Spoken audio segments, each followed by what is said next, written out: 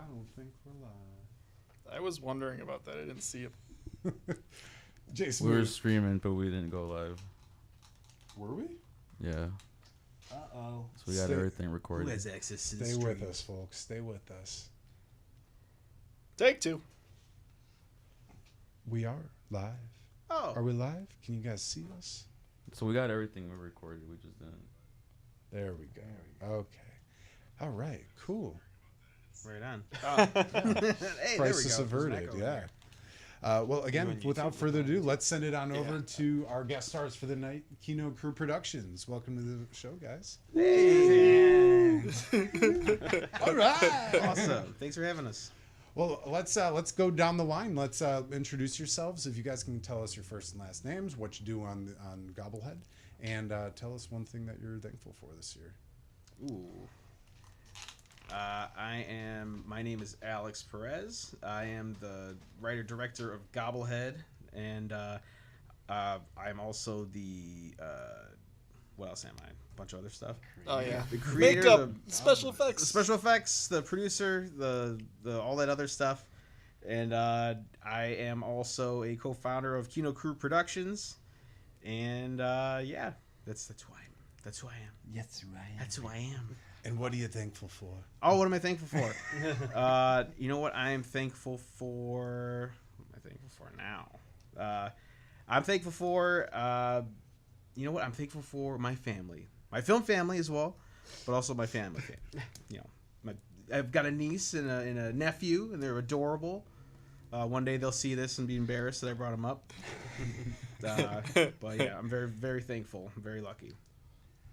I'm Steve Nystrom. I am co-creator of Gobblehead. I'm an actor, producer, and a writer. And I am thankful for lemons.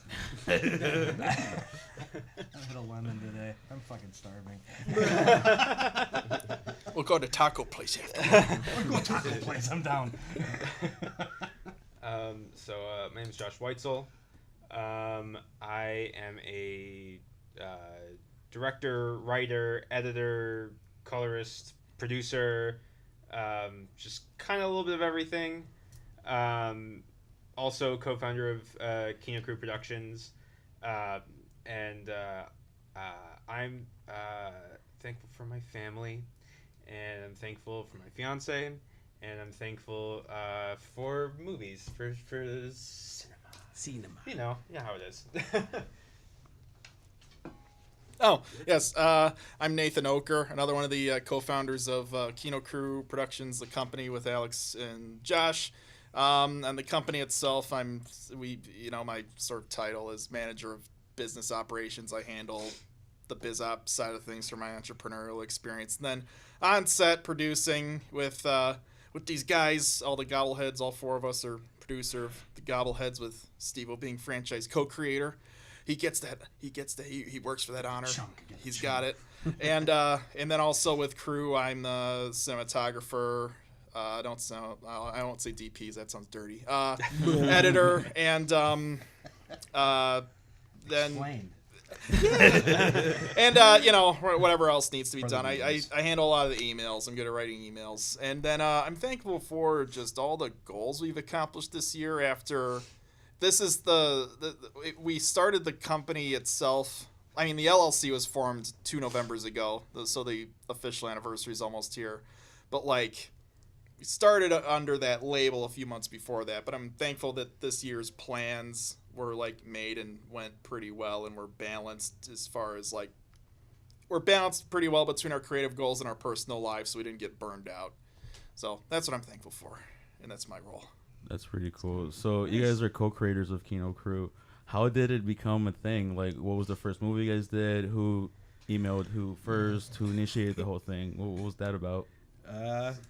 So we all met in college. Me and Steve have known each other since high school. Yeah.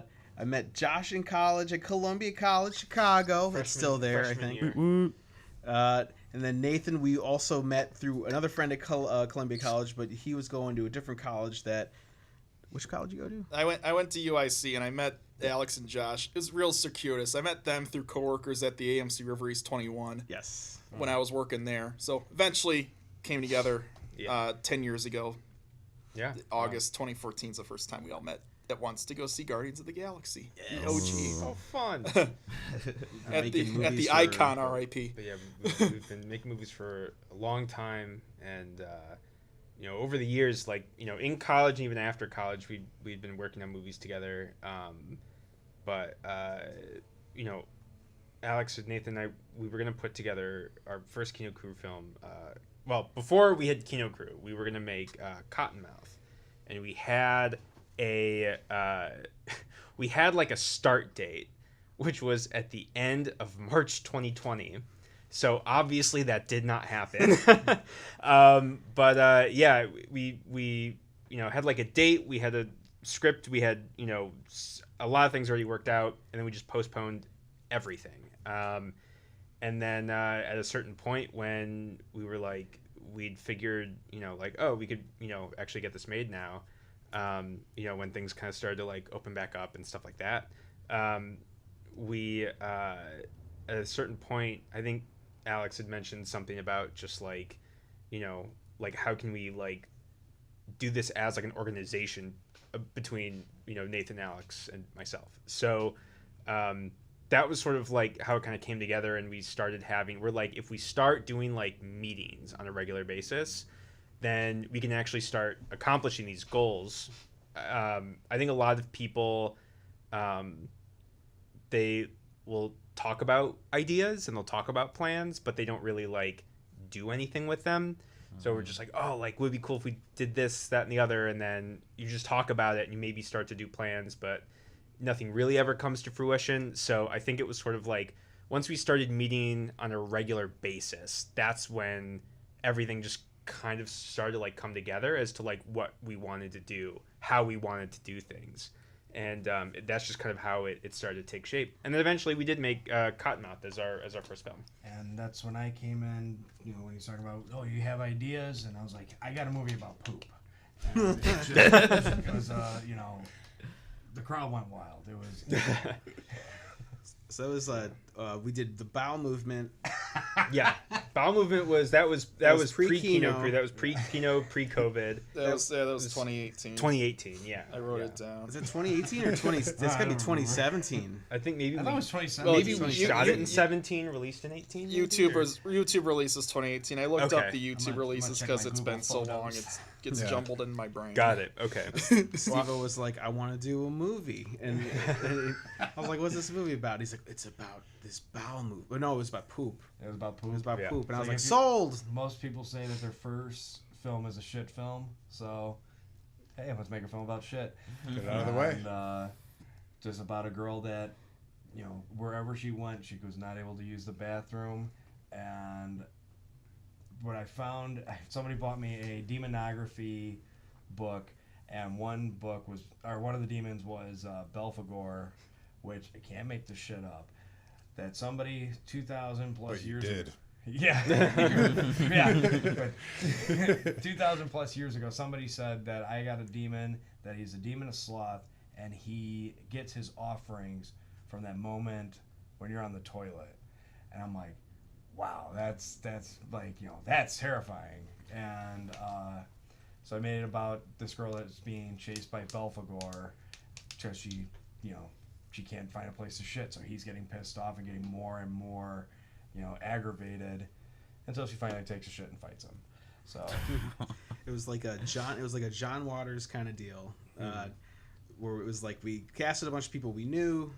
We shot a large chunk of it at the Annoyance Theater. Oh, or no, that was Comedy Sports. Comedy Sports. Comedy Sports Improv, and we casted a bunch of people, and it was a lot of guys. It was like a topless male bar, but it was like Tummy Tuesday. Tummy Tuesdays. So we were, Oh, yeah. we were as tasteful as possible. Because in my mind, you know, Hooters was always like, you know, that's the place where you find, you know, the pretty girls and all that.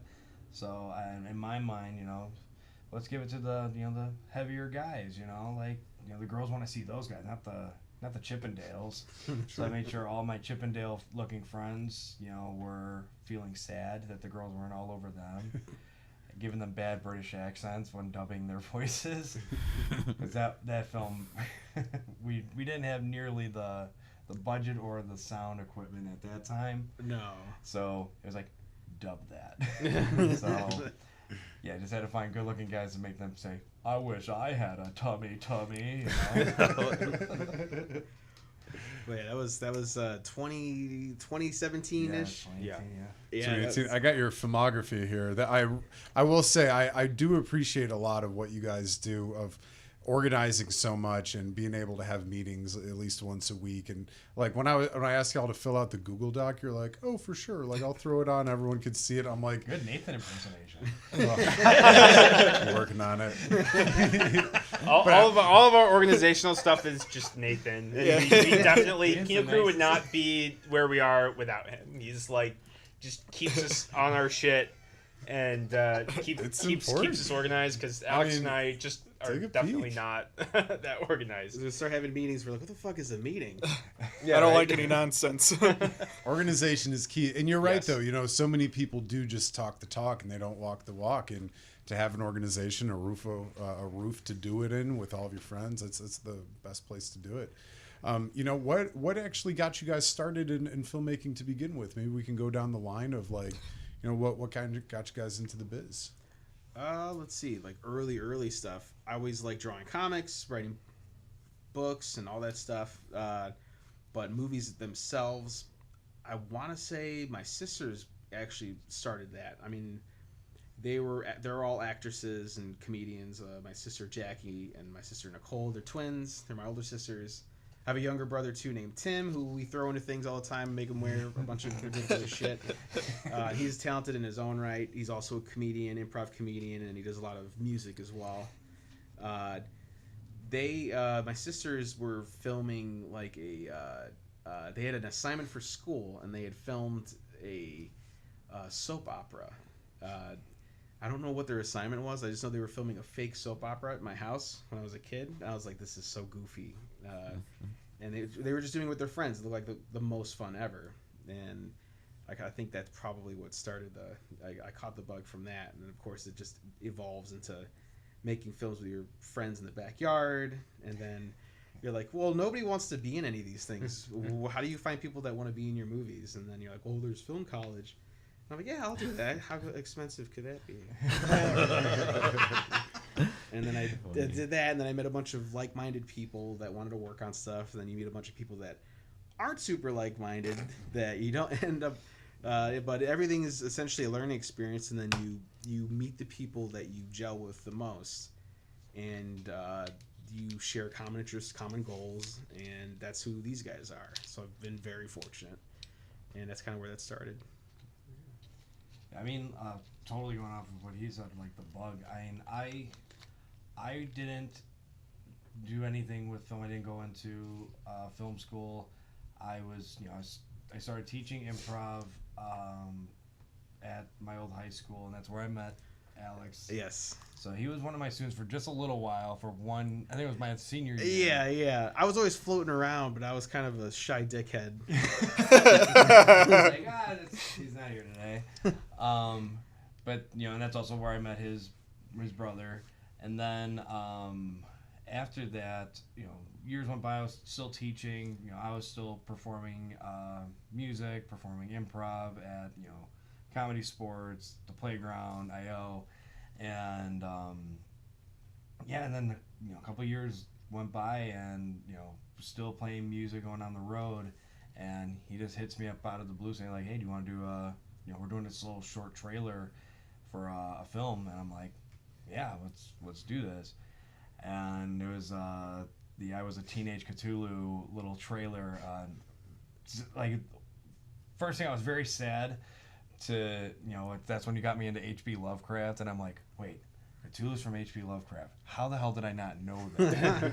And then just like spinning out ideas next to each other, and finding that we had common interests in horror films, and seriously, like when you said the bug is like as soon as we did that short and it was only a minute and a half, I was completely hooked. I was like just watching how things were done, watching the, you're creating this on the spot. I thought that was the coolest spot. I mean, like, yeah, improv is all it's all invisible, but when you get that idea and you fucking make it, and you have everybody laughing with you, and throwing ideas and heightening this to be something bigger, it is like a drug. It's awesome. So I've definitely always had an interest in movies, but I don't think it was until I was in high school that it really sort of caught me in a different kind of way. When I was a junior in high school, I had to write a paper on a great American artist, and they gave us a list of people, and one of the people was Steven Spielberg, and I'm like, oh, this would be awesome because I could just read this book about Steven Spielberg and just watch a bunch of movies, and that would be like my paper. And so I read this big biography about him, and then and in the biography he would talk about all these other films and all these other filmmakers and people he had crossed paths with. And so I'd watched a bunch of his films, but it was the first time that I'd ever seen Jaws. It was the first time that I had ever seen Saving Private Ryan. It was the first time I'd ever seen Schindler's List. Just so many of his films, which are obviously all just like so important. And then I just kind of like never stopped watching movies, and it just kind of just became something that I just like completely fell in love with as I would watch, like going through, and like he talks in his biography about Stanley Kubrick and Billy Wilder and those guys, and so it's like, oh well, I have to watch these now, and so it just became like this really intense, just kind of like obsession with just movies, and it's just like never really stopped. And so I think at a certain point I was just like, oh, like I kind of want to do this. And I had made like one really short thing in high school, and I had taken a class that was like a video art class. It was sort of like making weird, sort of like more abstract things. But then I was like, it's, so I ended up going to Columbia College, and that's where I met Alex. That's where I met Nathan. Well, not Nathan at Columbia, but we went over that.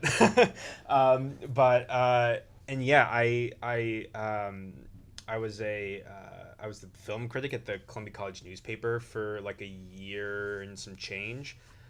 So that was fun. I mean, like I think definitely my like perception of movies and filmmaking as a whole has changed so much over the years, just like as I've gotten older. I think that when you're younger, I feel like a lot of people, and I think Alex and I have like stories from like freshman year. Oh yeah, I got some embarrassing ones. Oh god, but where you've got like where it's either something that like you've made or like you've had interactions with other people, and it's just like a lot of like weird cringy stuff. Yeah. Like I think you want to be like, when you're young, you think you're like hot shit, and the older you get, you're like, God, I don't want to do that. Like I just want to make like kind of like fun stuff and have a good time. Real movies. Yeah, I've got a vision. I thought it was funny that he was like mentioning of all these like great like Spielberg movies, and then where we sit and watch like the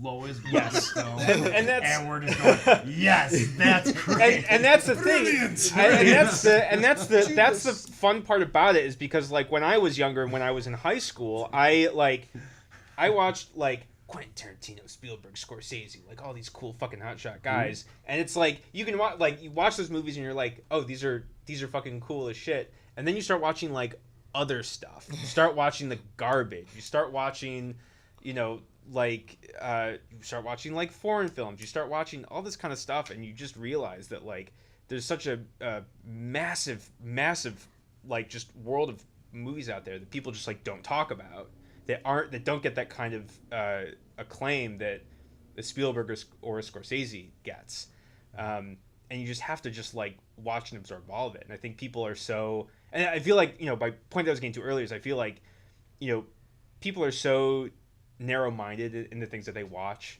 Like they only want to watch like the best movies, and it's like, fuck that. Like every year, our tradition is every year we watch the Oscars and then immediately after we turn on Freddy Got Fingered. And Freddy Got Fingered, I've seen that movie probably at least a dozen times. And I still love it like unironically, like it's not, like it's not like, oh, you watch it because it's bad. It's like, no, I legitimately enjoy watching Freddy Got Fingered. And I think that definitely has sort of, come into play in terms of just like my approach to movies and filmmaking and stuff like that, where it just has to be just like less about, like what other people think and more just about like what you want to see on screen. And I think a lot of people kind of forget that. And it's not to say that like, obviously I don't know everything, but it's just, and I've made plenty of garbage in my time, but like written a lot of like really, I was mostly doing screenwriting in college. And then after that, I was just like, okay, I want to do like more directing and editing and stuff like that. But like, I think a lot of people, just kind of like, I think a lot of people are just so like closed-minded in the kind of stuff that they watch and the stuff that they want to make. I think people can just be kind of like full of themselves. It's like, no, like just make some hot garbage. Like make some, like actually like try and make some like stupid shit, because it's really fun, especially if you're making like with people you like working with.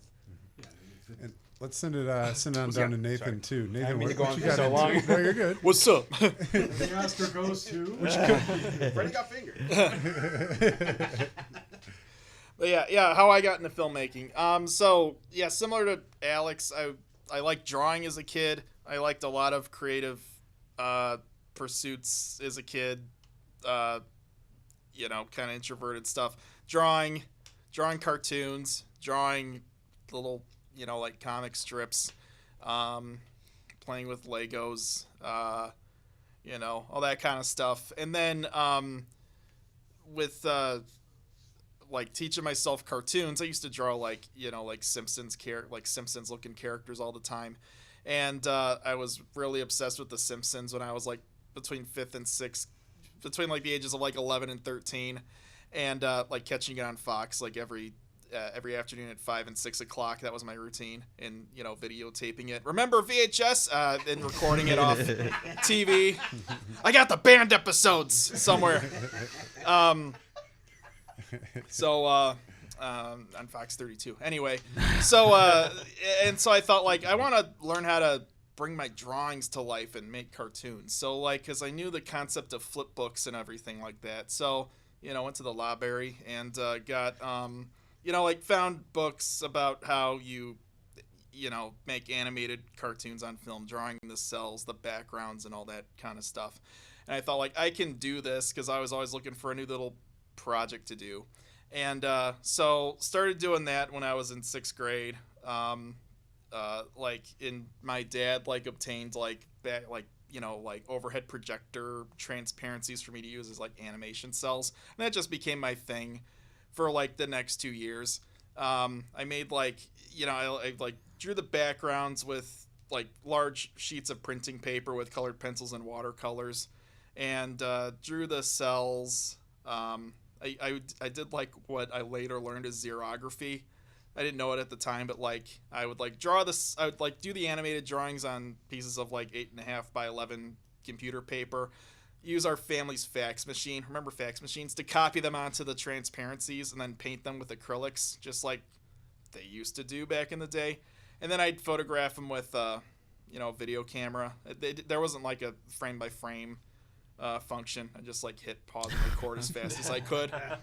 That worked. And then I'd add the sound later by taking my VHS, taking the camcorder and plugging just the video feed into the TV jack, into the video RCA jack. Huh? And then hey, come on. And then We're dating ourselves here. Hey.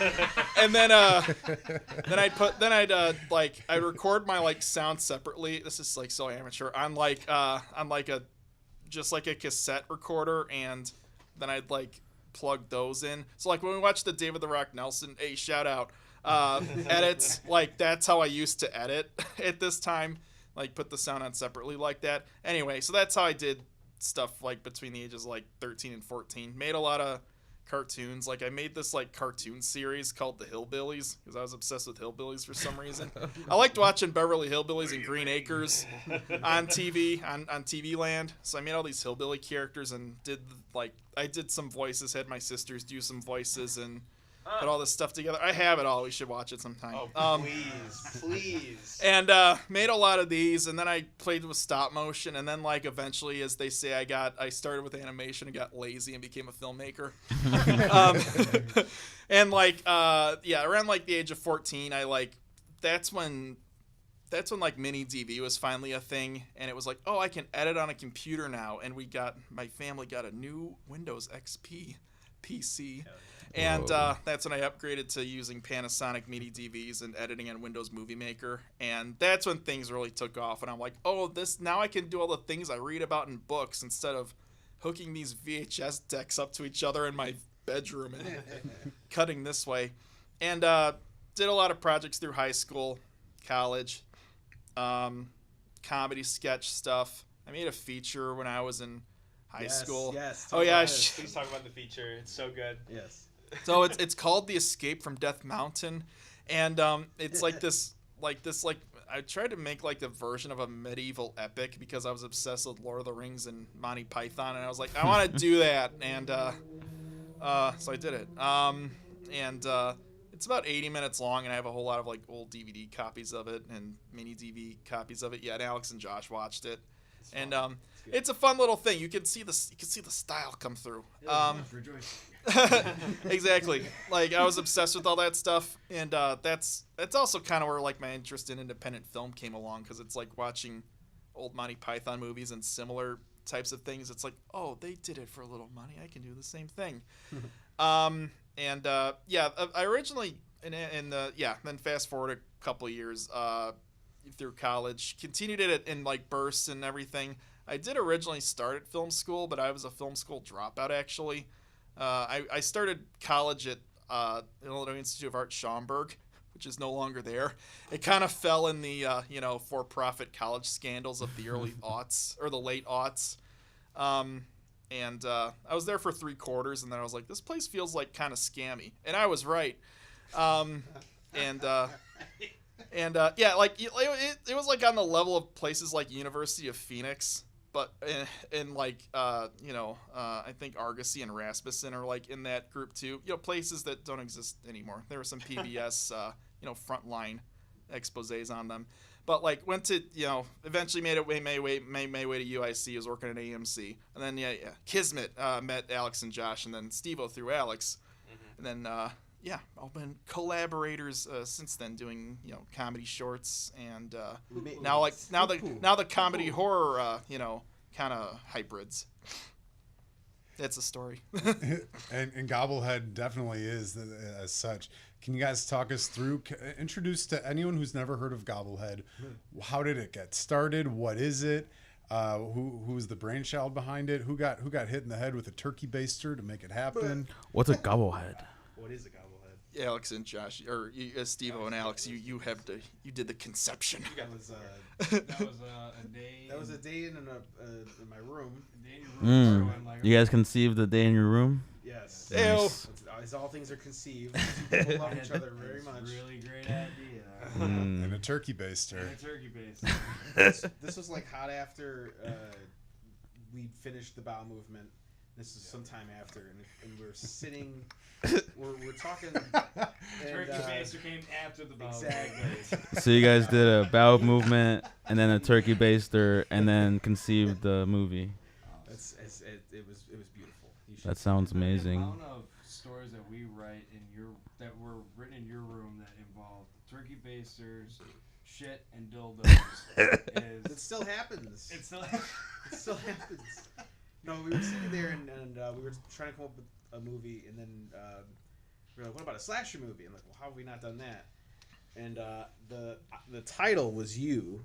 Yeah. Specifically, I remember you being like, Gobblehead. I'm like, that is so fucking stupid. That is the stupidest name ever. We have to do that. We have to use that name. Well, I think where that really started was like, because you were talking about you want to do a slasher film that was something for Thanksgiving, and I was like, he's wearing the head of like a raw turkey on his head, which that was where originally Yeah, because that's started. very stupid looking. Yeah. That would have been perfect. Look Like, at the next one. We were talking like he didn't even have his eyeballs, like any holes for him to see. So it's just like watching Mr. Bean, fucking doing it. We did get to pull that gag off eventually in that second Yeah. one because we threw it on Jerry. So we did technically get to pull that off. He's just not running around killing people. Yeah, one He's get- being we'll get there. killed. one day when he was like a kid. We wrote a whole feature in notes for that first Gobblehead, and I held on to that and the name throughout the for name a long came, time. The name came to me because of the I was thinking like, okay, marketing for it. Like it's got to be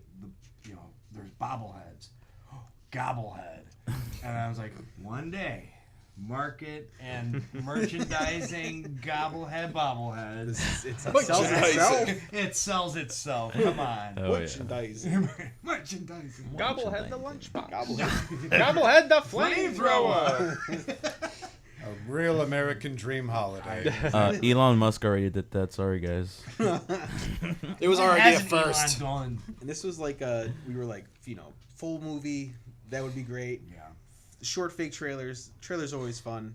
People do fake trailers a lot, often. I always find them fun. But a lot of what we wrote the first time is still being recycled into other ones because we were just like spewing out idea after idea after idea, and then What doesn't get made gets pushed to the next movie. and like it's always after you make the first one you go, wouldn't it be funny if we did this? Yep. And I think honestly a lot of it also comes down with the budget too. It's like, oh, it'd be really fun. Who's paying for it? No budget. Yeah, but what's that? We have budgets. Now we do.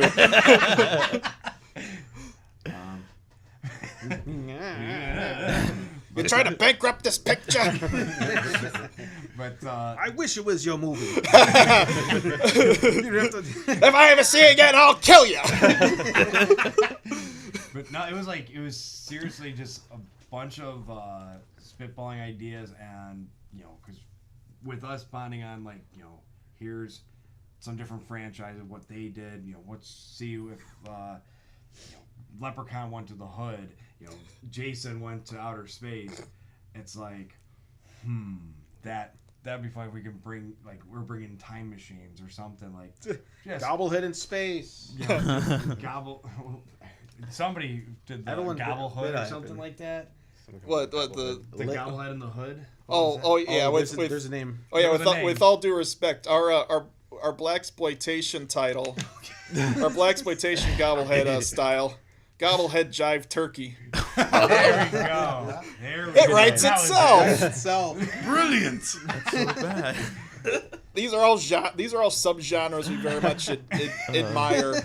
It's old independent film. That's what we're riffing on a little bit. Like you can see, Alex got us into giallo movies, and so when you watch the Gobbleheads, you can see that in the lighting of especially the murder scenes. And we had talked early on about every year doing a Gobblehead in a completely different style of filmmaking, a completely different genre, while still keeping the core thing of it. But then I think we ultimately decided to go with a continuing series kind of thing instead. It'll probably get to that point when we get to the 10th one or something. I'm not complaining. I'm just pointing out that's the what happened. We have at least 30 stories. Yeah. So. A cinematic Gobbleverse. Yeah, right. Enter the Gobbleverse. And you guys started in 22. Yeah, Gobblehead one was the first one was 2022. And that was just because we just finished Cottonmouth.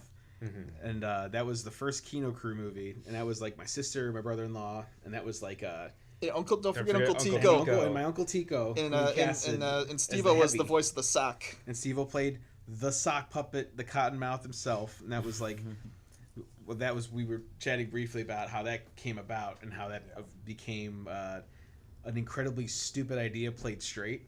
Yeah. And we were like, let's see how straight we could play that. Give a quick plot synopsis of Cottonmouth for anyone who doesn't know. Oh, for anyone that doesn't know what the plot of Cottonmouth is, a young couple that is expecting a baby soon find themselves living with their uncle, or I believe it's Kyle's uncle, that stays with them. Kyle's my brother-in-law who plays.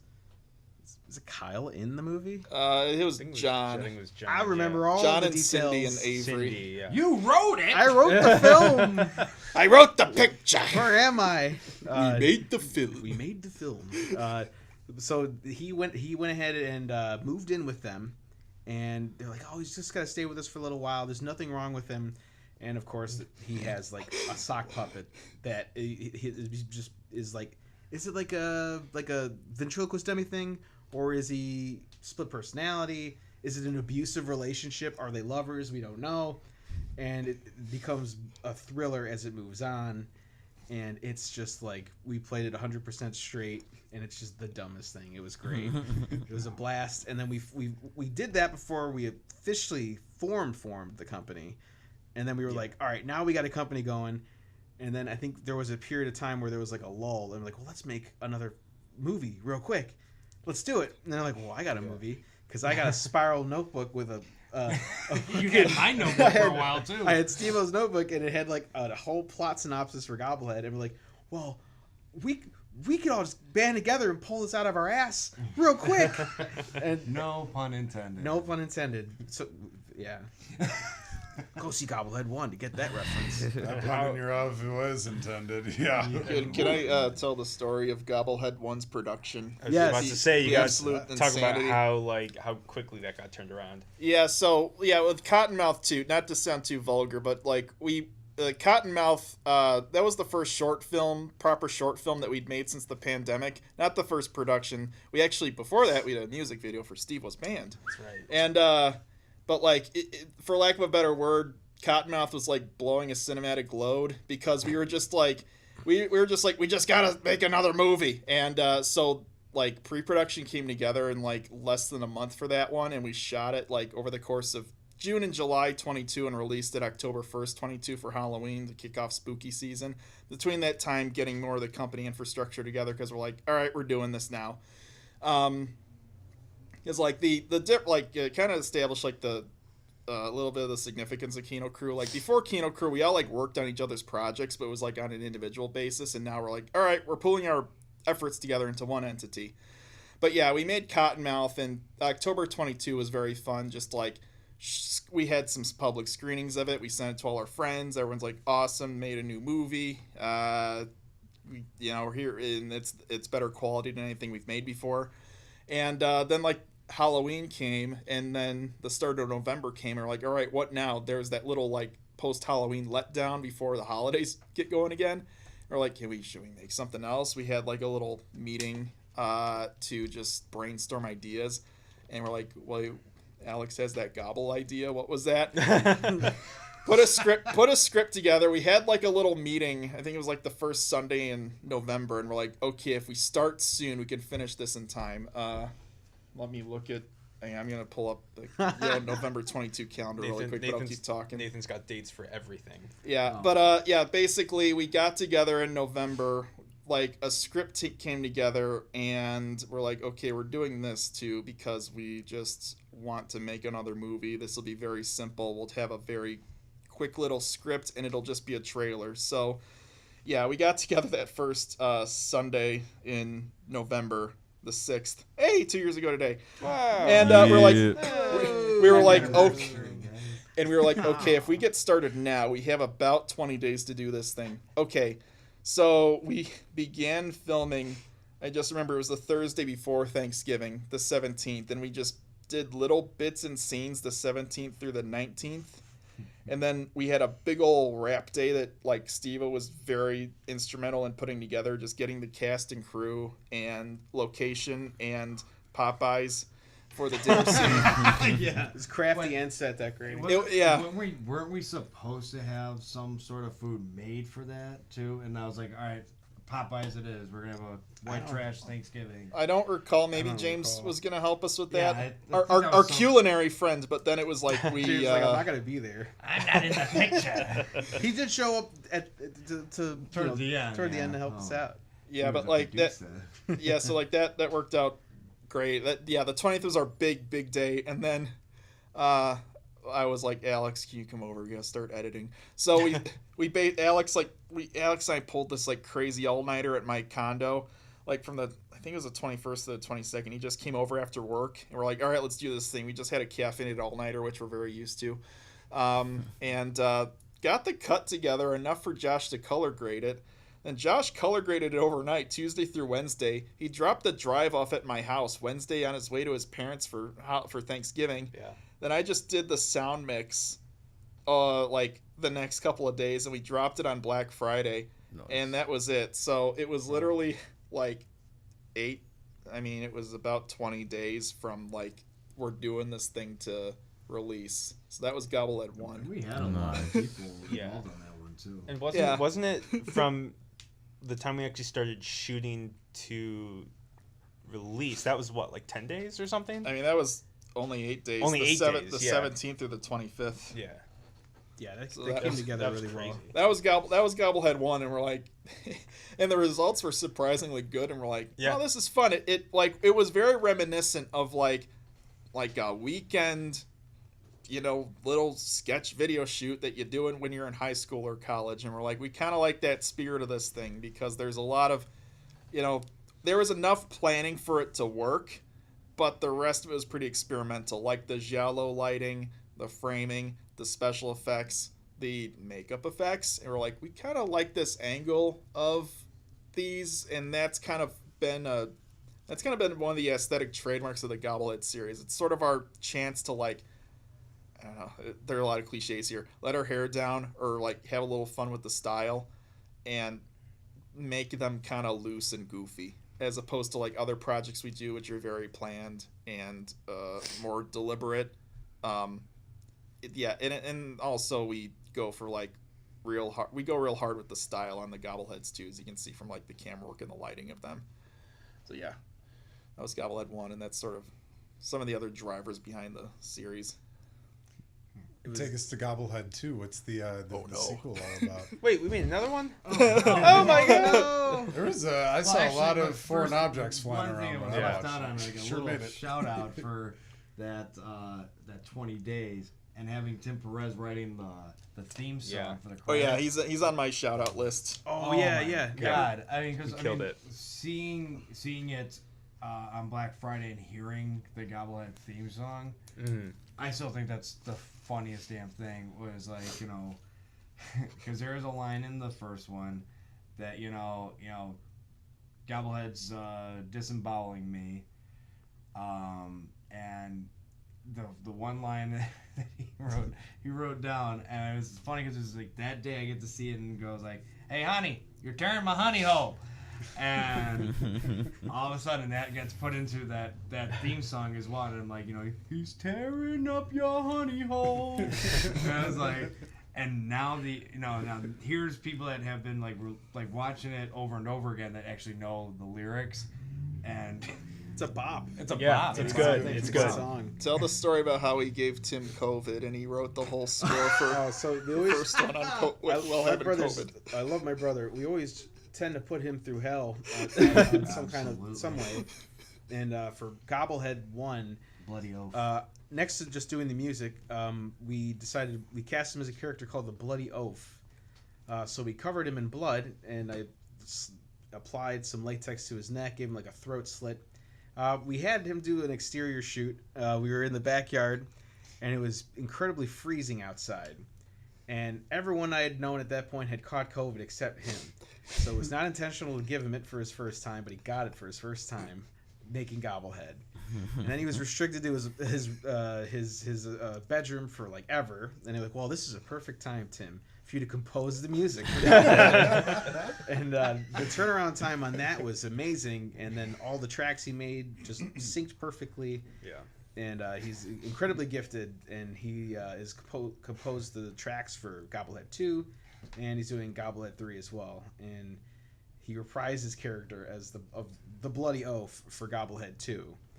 We didn't get him sick that time. He also wrote the score for Cottonmouth. To throw that in there And too. Yes. also Yes, Cottonmouth. yes, And I believe Nathan was also sick on the set of Gobblehead 1. Oh yeah, I didn't have COVID, but like I had a bad cold, but like we had everyone there, so I just wore a mask, and I was like, I don't need to breathe germs on people who want to go have their Thanksgiving dinners and everything. Yeah, because I tested. You troopered through it because I just remember like we were having like it was like an amazing shoot. And it was like everybody there was amazing. Steve-O did an amazing job. James is an angel for letting us shoot at his house, and I was just like, this is just like the energy and the vibes on the set were perfect. And you were having fun, but I would look over you and be like, you look like you're dying. Yeah, I mean, I'm used to. I mean, that's just the film set. That's just the film set life. All the people are there, and it's just like you just got to get through the day. So I had a mask, and I didn't breathe my cold germs on anybody, and I got better by taking like a half-hour hot shower, and then that's a good rhyme. And then we took precautions. We didn't get anyone sick. Yeah, no one reported any illness, and they all got the Popeyes, and they quite enjoyed that. And I'll like throw this in there too. Like Gobblehead 1 also set a precedent for like how we produce these. We do stick to like very B-movie, like old-time B-movie production methods. And one of the big ones is doing like we rarely do more than 2 or 3 takes per shot on these. It's pretty rare that we do more than 3 takes. If we're trying to an elaborate camera move, we will, but generally we like get to 3 takes and we call it and move on. And it's also the sets for the Gobbleheads end up being a good kind of gateway drug for people working with us because they're like, oh, these guys are so efficient and they keep moving. Just so eat the chicken too. And shut up. The waters are on the way. But yeah, that keeps it fun too. Oh yeah, you guys said Gobblehead 1 was like a lot of experimenting and stuff. Would you guys say there was any growth in your like filmmaking from like Gobblehead 1 to Gobblehead 2? And what do you think that was from the line down? I guess. I think it was. I feel like we got more efficient. We also were able to kind of gauge how to, when it comes to efficiency, structure our days. Like Nathan was kind of saying, like we managed to. It was kind of like a lightning in the bottle situation with that first one because of the time constraints, because of when we were planning on releasing and everything. We wanted to kind of do the same thing for the second one, but it was that, and I think I think it was just like trying not to take ourselves too seriously. I think. Yeah. Also, I mean, I think with the second one, the value of like the kills got a lot better. Like we were starting to think, okay, well we just did this already. Well, let's do this now. And I mean, truth be told, that was a lot of his ideas were going to. How do you top pulling your butthole out? Yeah, and choking you with. You just spoiled it. Oh, sorry everybody, God. That doesn't happen. Sorry guys, sorry. I guess you're gonna have to watch it. You won't want to miss his teeth. Tune in. Yeah. Oh, mate. But it was like a Bucky from the gas station. Honestly, the best thing was like that you could say that. Oh, so you design your character looks basically for every film at this point. Yeah. So every film I make a different character. Most likely it's gonna be a hillbilly or somebody from Detroit. A juggalo. Yeah. I mean, it's funny because Gobblehead 2. Whoop whoop. Yeah. Whoop whoop. Family. Because it was so funny because we were all on helping our friend Jerry with a film called Spaghetti Man, and his film was based off. That's the Spaghetti Man. The Spaghetti Man, and the character he had for me was based off of Eminem. So my character was Marshall Mathers. There's the whole thing of Mom Spaghetti, lots of Eminem puns, brilliant. But it was like, okay, do this set this day. Then the next day was, I'm a juggalo. Like, okay, I'm just gonna play characters from Detroit or something, trailer Juggalo, was it Juggalo Steve?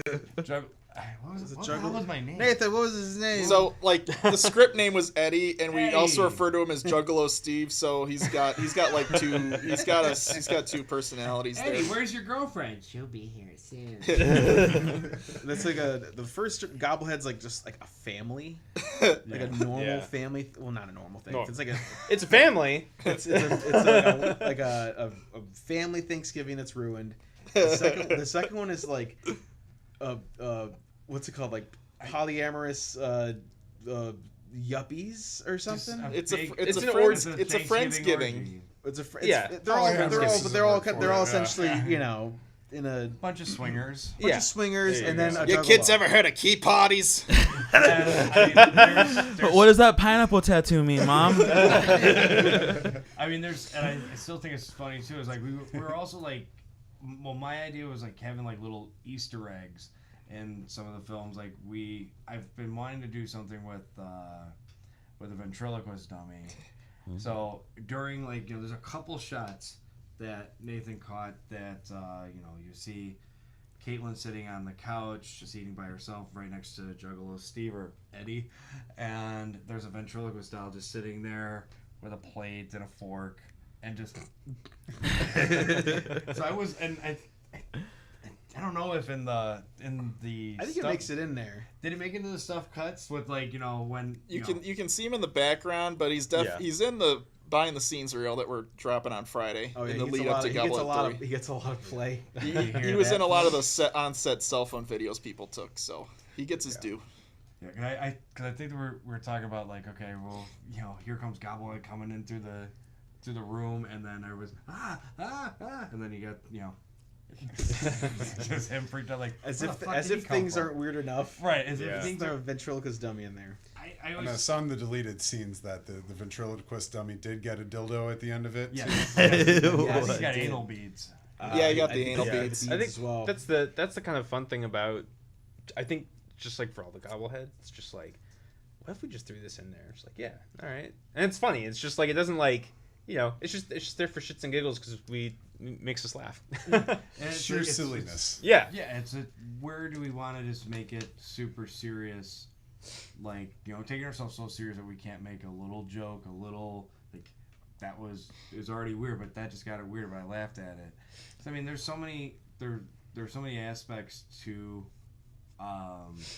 working with these guys that, if Nathan didn't catch something like, oh, what if you just did this? Alex has another one, or Josh has something else to jump in. And it's like, it can be something like perverted, or it could be something a little bit more gory. It could be something Perverted. perverted. Oh, do we? Yeah, I love perverted? anal beads and Oh, yeah. dildos. Do we say perverted? Maybe a little Okay. perverted. Yeah, Just wanna make sure. Yeah, because nothing like walking in on Gobblehead 2 set, and then there's just a box of sex toys, and I invited From a separate film. from us. Which we can. And that's not even a joke. We can. I was about to ask how many y'all We can got. talk about that later. That sounds like bondage Hey-o. night at Exit. But it was so funny because I was casting for the second one, and I was running late that day, but I was telling these girls, I'm like, oh, we need some we need girl actresses to jump in. This was the first time they're ever working with us, and one of them got there before I got there. And they're just, here's like a box of sex toys, like, there's a couple dildos and fucking butt plugs on the table. And here I show up with, with my friend Caitlin, and just like, as I'm going up the stairs, I'm like, we make these kind of jokes, going through the whole spiel, and get upstairs, and I'm like, seeing all the sex toys, and I see Casey, I'm like, oh my God, she's probably like out of her mind right now. What kind of film is she in? And then all of a sudden I'm like, how are you doing? Because you're doing all right. She's like, oh, I'm doing fine. She's wiggling all over the place. She like fully threw herself into it. Yeah, and I go step away for 1 second to check on Natalie in the back doing makeup, and as I'm like thinking like, how's Caitlin doing? Everybody in the room just playing with dildos, like fighting. And I was like, yeah, this is the set. This is the set. That was Oh, really yeah. good time. That was like- a fun, That's fun. fun set. It's making movies in the backyard Yeah. with your friends as kids, but you're Adults. Adults. I mean, it's honestly it's just a fun time. Like, don't take yourself too seriously, and don't look at it like that's offensive. It's like, no, it's just a dildo. So then, what's your favorite sex toy? Oh, You guys have one? the one that we used on set. Sure. Should we go down the line on Sure, this yeah, one? let's say that. One special, we have folks. some time. Oh, Nathan, the list. I got it right here. It's in the Google Drive. Laminated. The way Laminated. You animals get on- It gets sticky. There's a PDF with pictures. I personally like a ball gag every once in a while. We had the big thick dildos with the suction cups, and at one point Jerry's sticking them on the door, and he's using them as coat hangers. So those might be my favorite because they serve multiple purposes. I think there's two of them that I really thought were great. Because this sounds so gross. When we first made the bowel movement, like, Oh, I know. I know which one this is. We had, Oh For my those of you just God. tuning in, that is a We- film. we had no budget, and this is the truth, folks. When you don't have money to buy sex toys, you ask friends if they have theirs. Yes. And I had. Is this Toby? This is This is Tobias. Tobias. Tobias is this fucking gigantic motherfucker that, will rip you in half. And yeah, he was gigantic. And Blessed. this Do we got an inch size? Very talented. That was I'm huge. not even exaggerating. That's probably like a foot long, but that was, I think, more than more than anything else. Tobias had just the fucking girth on that thing. It was the girth on hard that. Oh worker, my god. Hard worker. Fuck. Very, very. Man. Harder than Ron Jeremy, the hardest working man in showbiz. Oh I mean, no. oh, Hold on there no. 1 second. And at the time, if we're talking about porn stars, Vern Troyer passed away during that time. Rip. And R.I.P. Vern Troyer. Wait, he was a Rip. porn star? Give you not. Vern Troyer? Kinda- I mean, You got this some- is YouTube after all. Vern Troyer porn video. Let's go. Sex tape. All right, Sex- we'll save Jamie, it for no, I'm after. just kidding. Pull that shit up, Jamie. But it was no, because it was Toby. Because he was in everything at that time. Like we were just like having people trip over him. Like everything was like like, how did Toby just show up? Ending credits at the end? Question mark. But then during Gobblehead, I saw this. We had this like tit, butt, pussy. That was- hole. It was like a little It thing. was a little pocket It was- pussy. It was Yeah. a male masturbator. Probably about like this big. It's probably like this big, and it was basically just like a tiny torso. It was basically just like tiny little thing, and it had just these little. no face. It was like a sex face. bop it. Bop it. Yeah. Twist it. Twirl it. It had hips. It had the little. Sounds like fun. The little what are they called? The little back dimples, Oh my the lower back. It was It was a work of art. Someone worked really hard on Yeah. the mold on that. It had thing. nipples and everything, and it was just it was probably like no bigger than a cell phone. And where can I get Like, one? It was, I'm it just was kidding. not that big, but I think that's I think merchandise. I think that's the one that everyone was sort of like, what the fuck is this? And that like. I know we're going down the line. That was my favorite, just because it's so fucking funny, and it's just To add with you was like, Yeah. 'cause watching that thing in the middle of that living room, shooting it. Watching, like, you just come back and somebody's shoving something else in it. Like, and it's not just the guys, but we're curious. But no, you're just watching these people just shoving more. Like, what if you shove this in there? And like, you're putting 3 toys together. Sounds like my last relationship. and the best part about Did that is somebody put a the best part is that like none of this shit was just like filmed, as everyone was just like fucking around.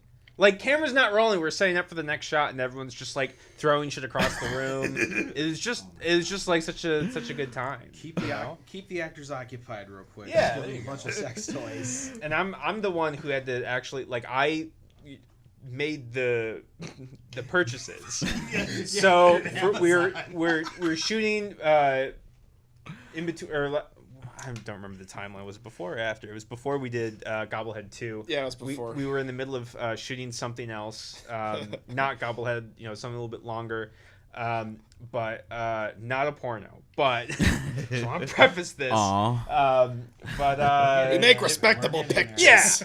yeah. But there are multiple scenes that call for sex toys, including a drawer filled with sex toys. And so we had a bunch of random things in the script, and so when we were shooting, I was just like, all right, we have to make, like a big purchase on the company card. So we go into Amazon, like, all right, let's find some cheap sex toys. So I spent like maybe an hour and a half just going through all of these sex toys on Amazon alone in my apartment, and just They like were already in his cart. yeah, oh yeah, of course, yeah. But You're scrolling through them. but I'm just looking through, like, because we're trying to be cost effective, but we also want stuff that looks good on camera. We don't want anything, like We too want quality. insane.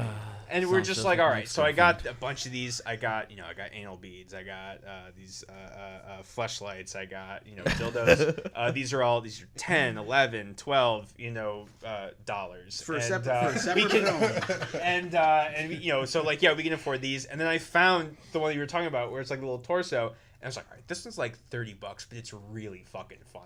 And it's just, and that was the one where we're just like, all right, we'll splurge on that one. That's gonna be like our one bigger purchase. Yeah, And then, yes, you did. yeah, and then, Like, I gotta test it out first, real quick. Did you say but splooge? it was so funny because they all arrived at the exact same time, and sex toys are, like, you order something They're a like little real bit toys. bigger.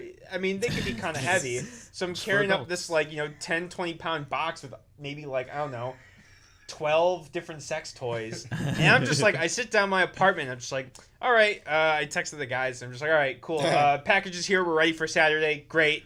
I'm just opening up, and I'm just like opening up all these sex toys, just like, oh, okay, smack the suction dildo on the floor. It's like, oh, this thing's like fucking weird, and you just sort of like I knew what was coming, but it's not until like it's not until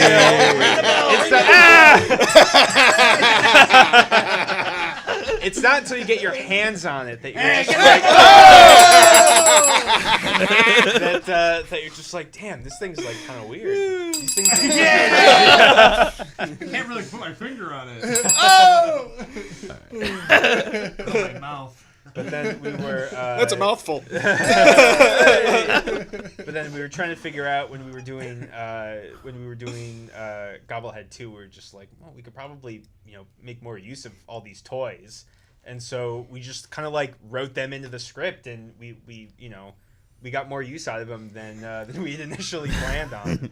That's a lot of bell ringing that could have happened just there. Is there one scene in particular where there were the most sex toys at?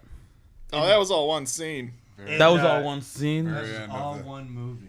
It's how many dildos in total, or how many sex toys in total? There had to It have been at least was 12. probably like a We don't have to go to dozen. I Nathan think it on was this one. about. We can go to your Amazon. I got the inventory No, on Google it would Drive. be on my Amazon. It would be on my Amazon because I'm the one who had to actually make the purchase. I'll add So this. I've got that Amazon Prime, but I can pull up the numbers. I know that your listeners and watchers really want. While you looked that up, was your algorithm on your phone filled with like sex Oh. stuff afterwards? Every time I would go on Amazon, it's just like, because you bought this, and it was just be like just more of the same shit that I already bought, just more of the same thing for a while too. And it's just like, oh my god, I just this is Nathan, ridiculous. What is your favorite sex toy?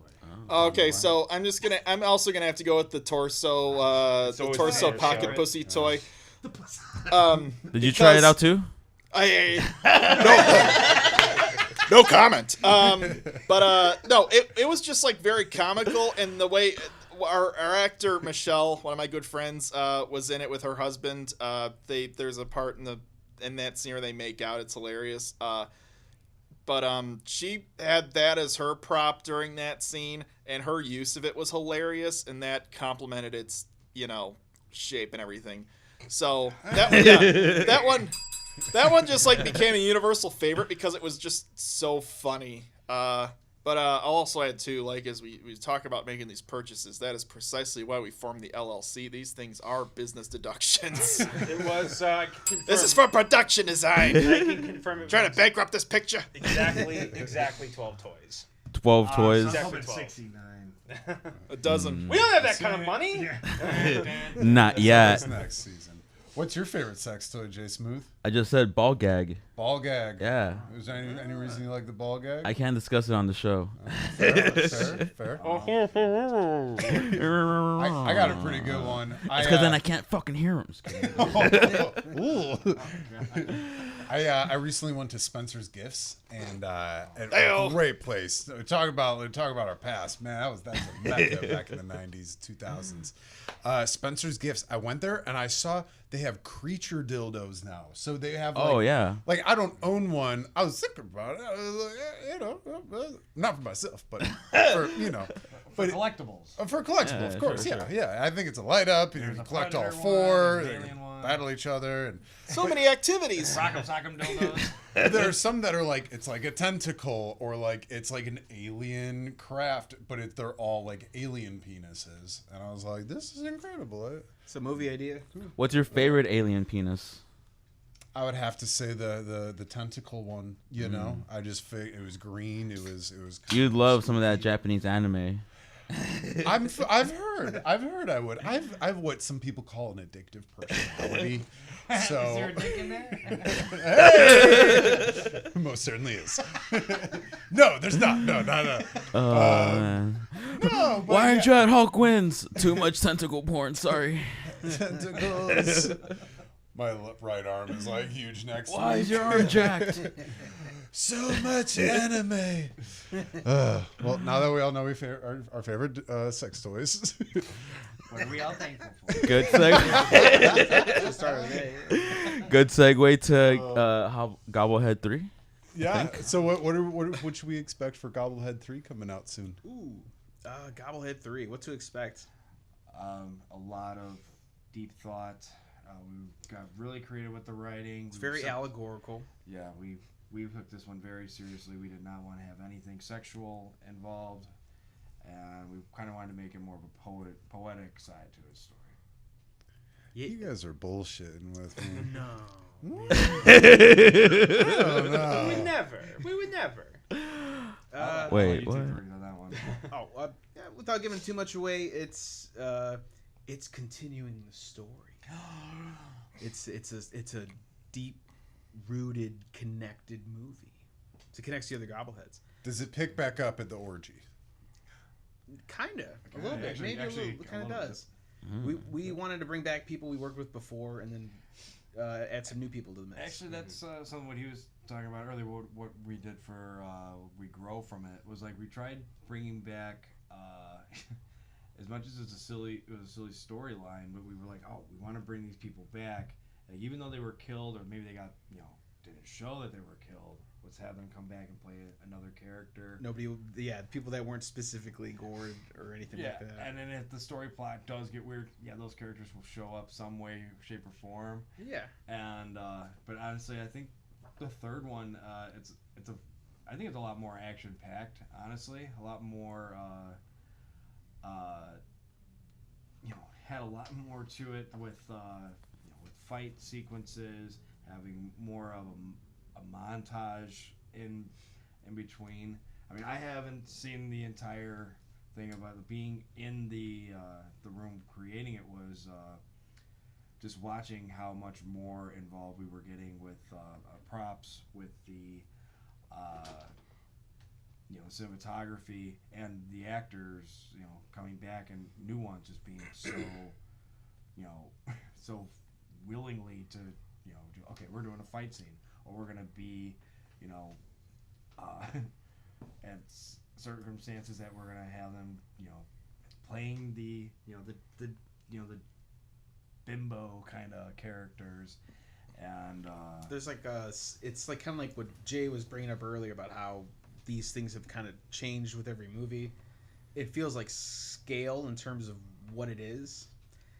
Being a short movie with like a little bit of a budget, each one goes a little bit farther.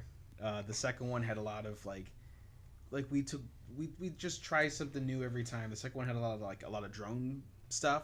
yeah. And That it's was like, fun. let's try some drone stuff. We'll get some like Texas Chainsaw Massacre kind of shots for the second one. We get someone getting chased down a road, being filmed on a drone, stuff like that. And then the third one, we were like, let's do, like Steve was saying, let's do a fight scene, or let's throw in a bunch of random extras, like not extras, but like the cast was expanded. We brought a bunch of people in that we've worked with on projects in the past. Plenty of people like Alexa Hartfield, who starred in the Bowel Movement, which was the short I did with Steve-O. We brought back. Shout out.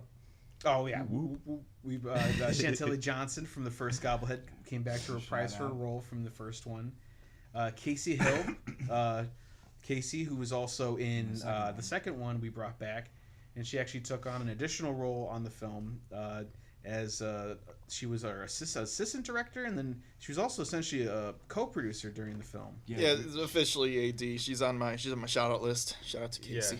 Yeah, she really came in and sort of just like, as soon as we talked to her about taking on additional crew roles, she just like jumped straight in and just fucking killed it, like right from the jump. Like great job, great like performance in 2, and 3 as well. But I think like she definitely kind of like caught that filmmaking bug a little bit too, especially from like a production standpoint.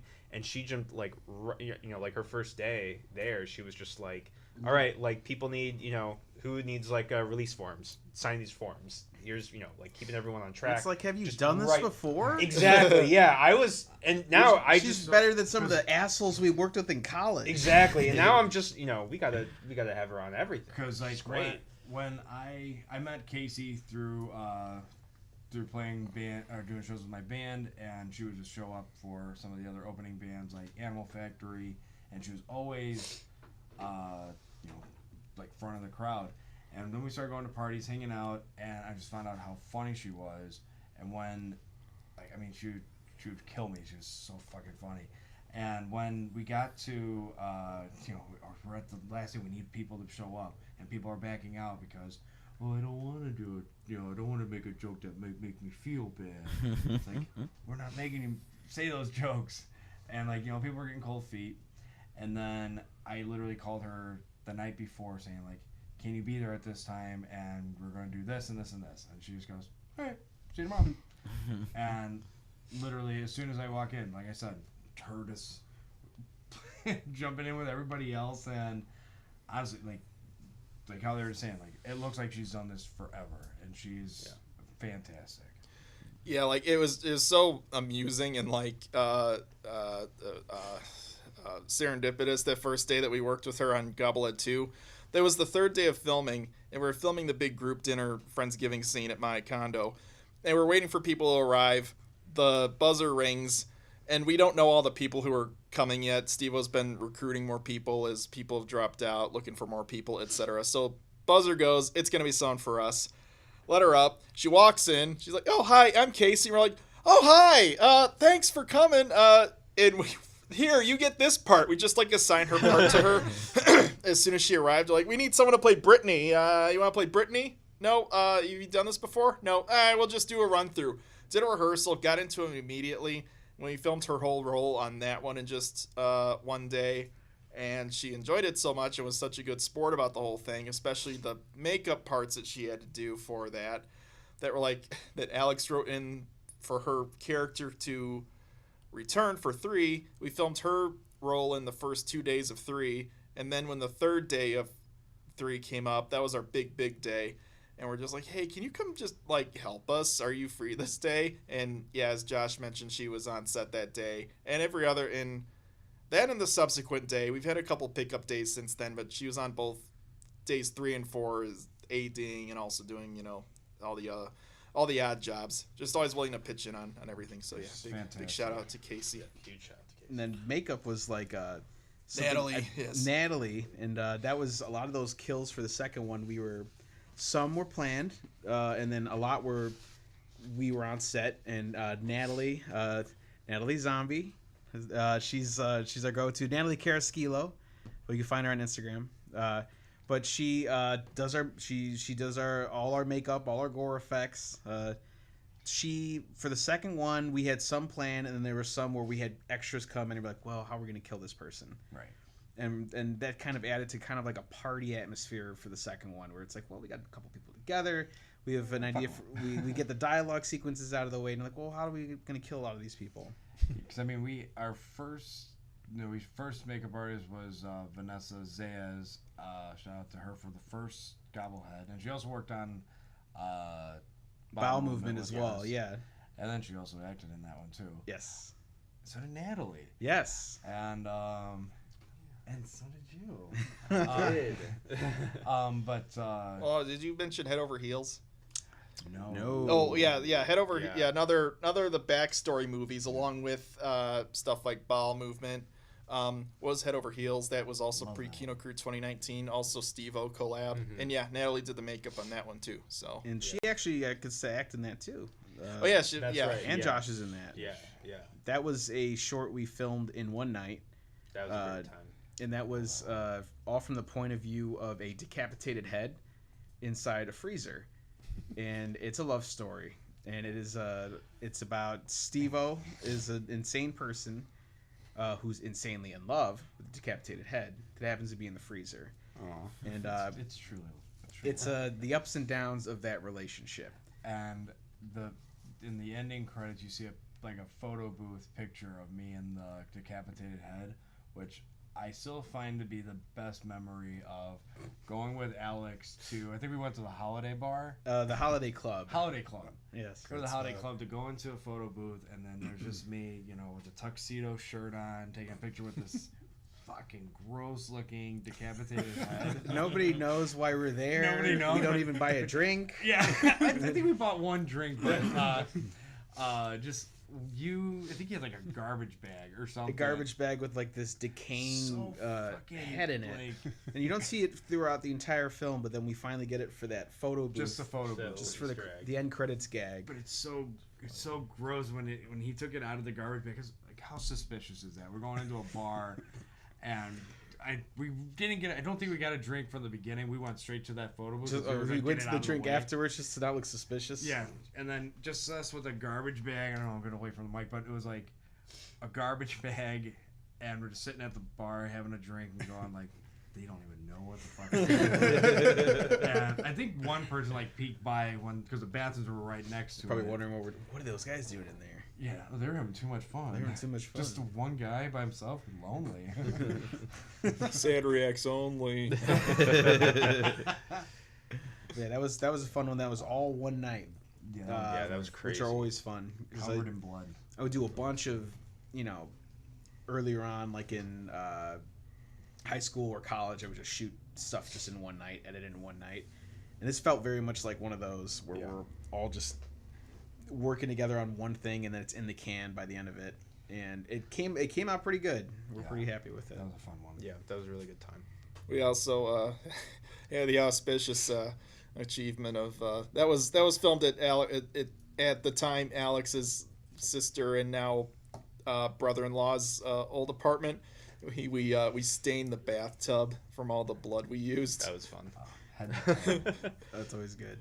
There's some just leave some evidence behind. We gotta let them know we've been here. That shit will stain.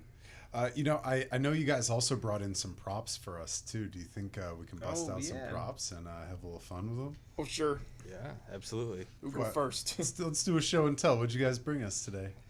All right. All right. Do you want to go first? Veggies or meat? Yeah, sure. yeah, veggies. All right, yeah. So one of the fun things about doing the gobbleheads, I'll put the headphones on for this because I got to hear what I'm doing. Ooh. Ooh. Was that me or? All right, there we go. Yeah. So one of the fun things about doing the gobbleheads is the sound effects, specifically the gore effects, and something that I do when I need a good crunchy sound or a good like flesh tearing sound or even a slimy sound. I go to the store, get a couple vegetables.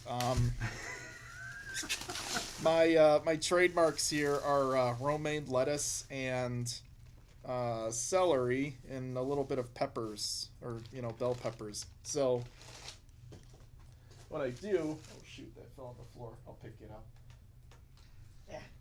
So what I do for a real good right in front of the mic, a good like flesh tearing sound. Get some romaine lettuce, not regular old iceberg lettuce or cabbage, because the leaves are going to be a lot firmer and crispier. So you just pull it up to the mic. Oh. Yeah. Or like this.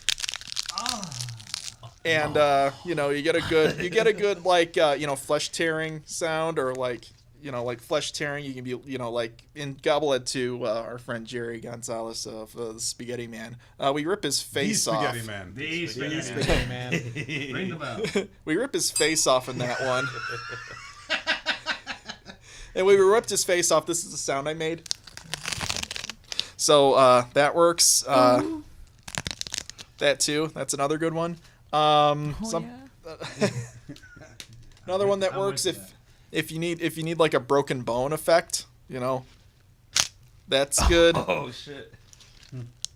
Or put like 2 or 3 together. I go through like 2 or 3 romaine lettuces when I'm doing a Gobblehead. I hope And he this makes a does. mean Greek salad right there. That was gonna be my next question. What do you do with this shit Hope afterwards? this don't destroy nothing. See, or like you could put We got crafty. you can put a couple of them together and just like, and there we go, and right up to the mic when I'm recording, or if you need like just continued slimy sounds, that works too. Another slimy one, I didn't bring this because it gets a bit messy. Make some oatmeal and put it in the refrigerator for a little while because it's quite hot when you finish it. Hold that up to the mic. That makes a really good slimy sound if you need something else slimy. Another good one is the celery here. If you need like a real good snapping sound, celery are better than carrots. Sometimes you see Foley demonstrations where they're using carrots as well, but carrots are a bit dry. Celery has a good water content, so if you're doing broken bones or something like that, this works. Bones are quite high percentage If you in guys remember water. the Fresh Grocer from WGN that would tell you how to grocery store for produce, and this is just like a horror version of it. Now this sounds really good. It's great for your skin, but just So yeah, if you need a bone broken, like that works. Or like twist it. Ow! That's a good one. Or like someone's getting someone gets their neck broken, like that, or head twisted around, that's fun too. Yeah, and I got some peppers here as well. Hope I'm not like destroying everything. That's the point. just the celery. If you need just like a good crushing sound, it's kind of a luck of the draw with these. I got my knife here, Keep but it a like, little further away from the mic. but like if you want to go for it, if you need a good crushing sound, peppers are good for that because they got a moisture content and they also have like the air at the empty center. So Can you rub your eyes for me real quick? Just kidding. Please don't do that. Celery? I'll take a soda. Oh, thank you. Hey, want some Celery party. I'll pass around the celery. Anyone wants some? Celery orgy! Celery Ring the bell! But yeah, when it comes time, when basically we're at that stage of the post-production process, when we're at picture lock or very near picture lock, I'll start noting all the effects we need for the kill scenes, for the mutilation scenes, and what have you. I'll go down to the local greengrocer. Shout out Rogers Park Fruit Market, who also has vegetables, not just fruit. And Now they're just not going to let you back in. we have vegetables. And it's one of those good like grocery stores where they have like the produce out under the the water sprinklers, so it's gonna be fresh. And that's like honestly that makes a difference. That makes the better sound effects because it's crispier. So yeah, that's the Foley intro. Any questions? Lots. This has been a Vegetable Foley 101. What about cantaloupe? Whoa. That'd be a good I mean, cross. cantaloupes and melons can be good if you need a stabbing effect. What about apple pies? Oh no. Boy, do we got a movie for I you. hear those are pretty warm. Hey all. Ding! Anyways, I do talking have a about sex question. toys. So and my sister and brother-in-law asked me this the other day, and they're like, do people actually still do Foley noises like for films? Oh yeah. But they were like, or is it like already like pre-recorded and like you can get it on the internet.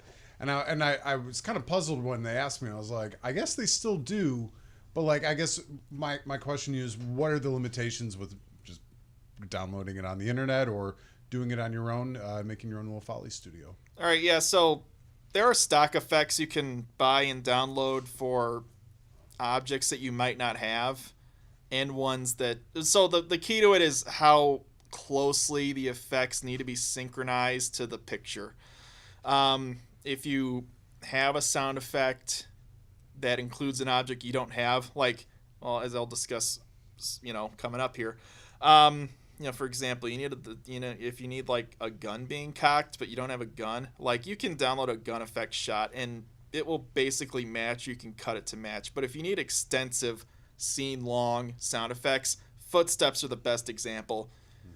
You would have to record that yourself to make sure it's synchronized with the picture. So that's kind of where we fall. If we need like gunshot sounds or, tool sounds or something we don't have that we had a plastic prop of on the set, downloading effect of that'll work fine, especially if something is off camera that we don't quite see. But like footsteps, motion noises, any kind of motion noise that's synced to a character on screen, you have to do that yourself. And you find like fun and creative ways to do that. Like in the opening scene of Gobblehead 2, the stuffed cut, the extended cut, there's an extended scene of the character Carl, played by my brother-in-law Eric, just getting mutilated by Gobblehead. And that was all shot MOS, as we say in the biz, with no sync sound because we were just shooting it outside. It was windy, and it's not effective to do it that way, to record sync sound at the same time. So like there's sounds of him like walking, falling, jumping up and down. So that kind of stuff you're not going to download. You're not going to be able to find and download to use because it's too specific to what you're doing. So what I did for that, I went out to the park across the street from my building, grabbed a big grocery bag full of dead leaves, went back inside, set the microphone up next to my desk, and put down a towel, and just recorded little footsteps by like tapping my hands against the leaves, or like just taking bunches of leaves and like squeezing them to make the footstep sound. If he has to fall down, just like take the leaves and make a crunching sound for when he hits the ground, and so on and so forth. Fabric noises are another big one. When you get like really deep into Foley, or you have like a very quiet scene and you need fabric noises to match your character moving, that stuff too will have to be synced up. So yeah, anything that's very specific that has to be synced to the character on screen, you have to do that yourself. You can't download that. When I was when I originally was going to go to Columbia College, they were giving me a tour of the facilities to hook me, and I was there with my dad, and he was like, of course, the entire time I'm just like, wow. And my dad's just like, he's just sweating. He's just like, this is a mistake. Should be something to been an accountant or something. And we get to the Foley studio, and the Foley studio is like awesome. It's like a state-of-the-art Foley studio, and it had like all the stuff in there. The guy was like, "Look at this drawer. It's filled with glass, broken glass, and sand." And there's just like a whole cart filled with stuff. And at the time, I didn't give a fuck about any of that. And I was like, oh, that's cool. Where are the cameras? And the guy's like, yeah, I mean, no one's really into doing Foley, but this is a guaranteed gig. People get paid doing this all the time. Yeah. And I'm just like, I'm gonna be Monster Thavy. And my dad's just like, hey, Alex, you should really try doing some Foley. I think you'd be a great Foley artist. You make noises all the time. He just starts making fart noises. Oh wait, here, give us your. The silent but deadly one. It do be like that. Oh man. But yeah, and I kind of want to show off what I got for Goblet 3, but I also wanted to divert to college stories. I did not bring a prop. You didn't bring a prop? These guys have all the props. I have a second one when we get to it. Well, maybe we'll get back to college. Maybe because you got a good story, good college story. Which one? You do. Which one? The space Oscar story. Fucking Christ! Oh my God! I can show I can show off my prop maybe in a little bit. Or do you want to show yeah, Yeah. please tell this story. Do you want to see the prop now, or you want me to tell this awful story? Tell the awful story. All right. It's This scarier is a- than Gobblehead. This is Scary. This is a story I feel like I tell. This is at our least like a few chance to times a shit year. on filmmakers. Yeah, yeah, right. Who will remain nameless. Oh, let's be nice. No, we don't know who they are. No, No, fuck 'em. No, They were memory holes. They know who they are. They know who, No, they don't know who they are. The world wants to know who they are. Just kidding. But no, I mean, like yeah, I think a lot of it goes back to what I was talking about before about just loving movies and loving everything and just watching all kinds of stuff, you know, and just sort of like not being like a pretentious prick about movies, which so many people are, especially film students. And so,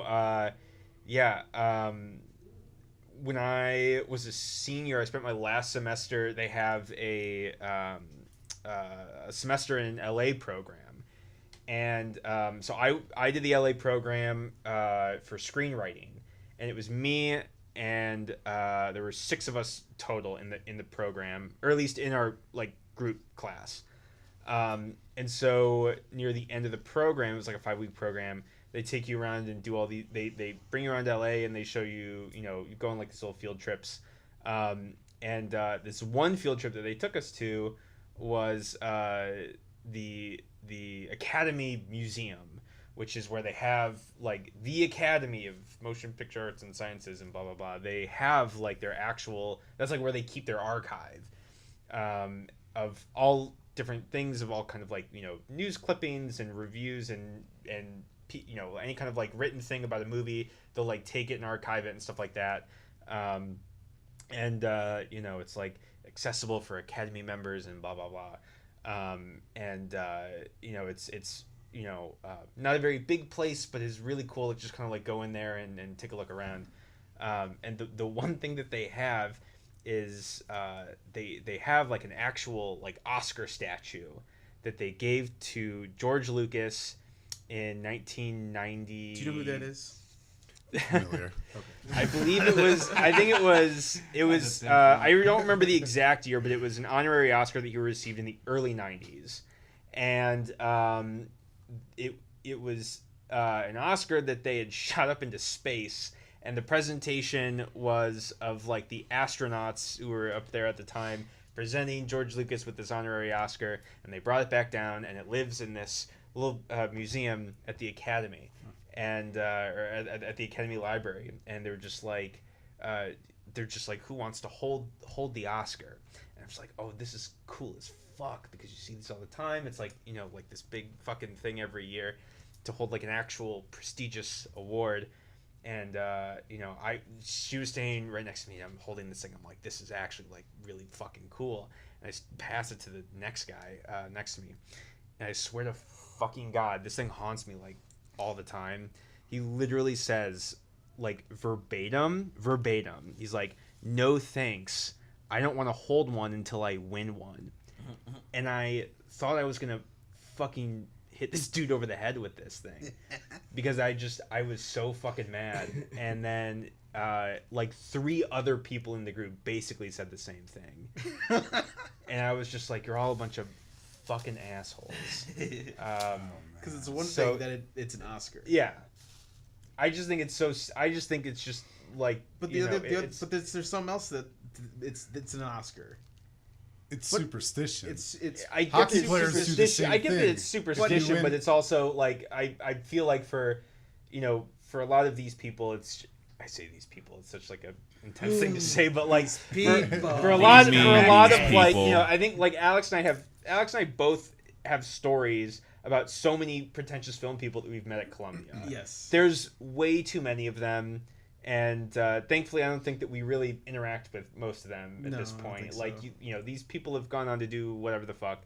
But it's like at the time, Winning you know, Oscars. when you're that age, they're just kind of like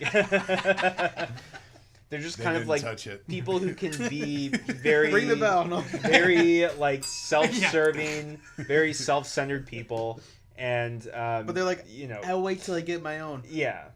First off, it's more than just an Oscar. It went to space. Right. Space. It went to space. First off, when are you gonna get to hold an Oscar the likelihood of you holding something that went to space even less so. Yeah. So just saying. Yeah, it's pretty cool, but it's also Fucking like, idiots. But it's Tom Hanks did it.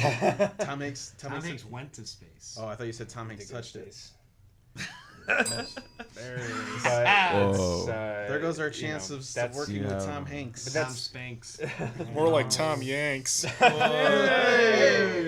I've heard of this thing called T Hanksgiving, where everyone just watches Tom Hanks movies all Thanksgiving. I like that. T Hanks is That sounds thanks, wholesome. right? Yeah.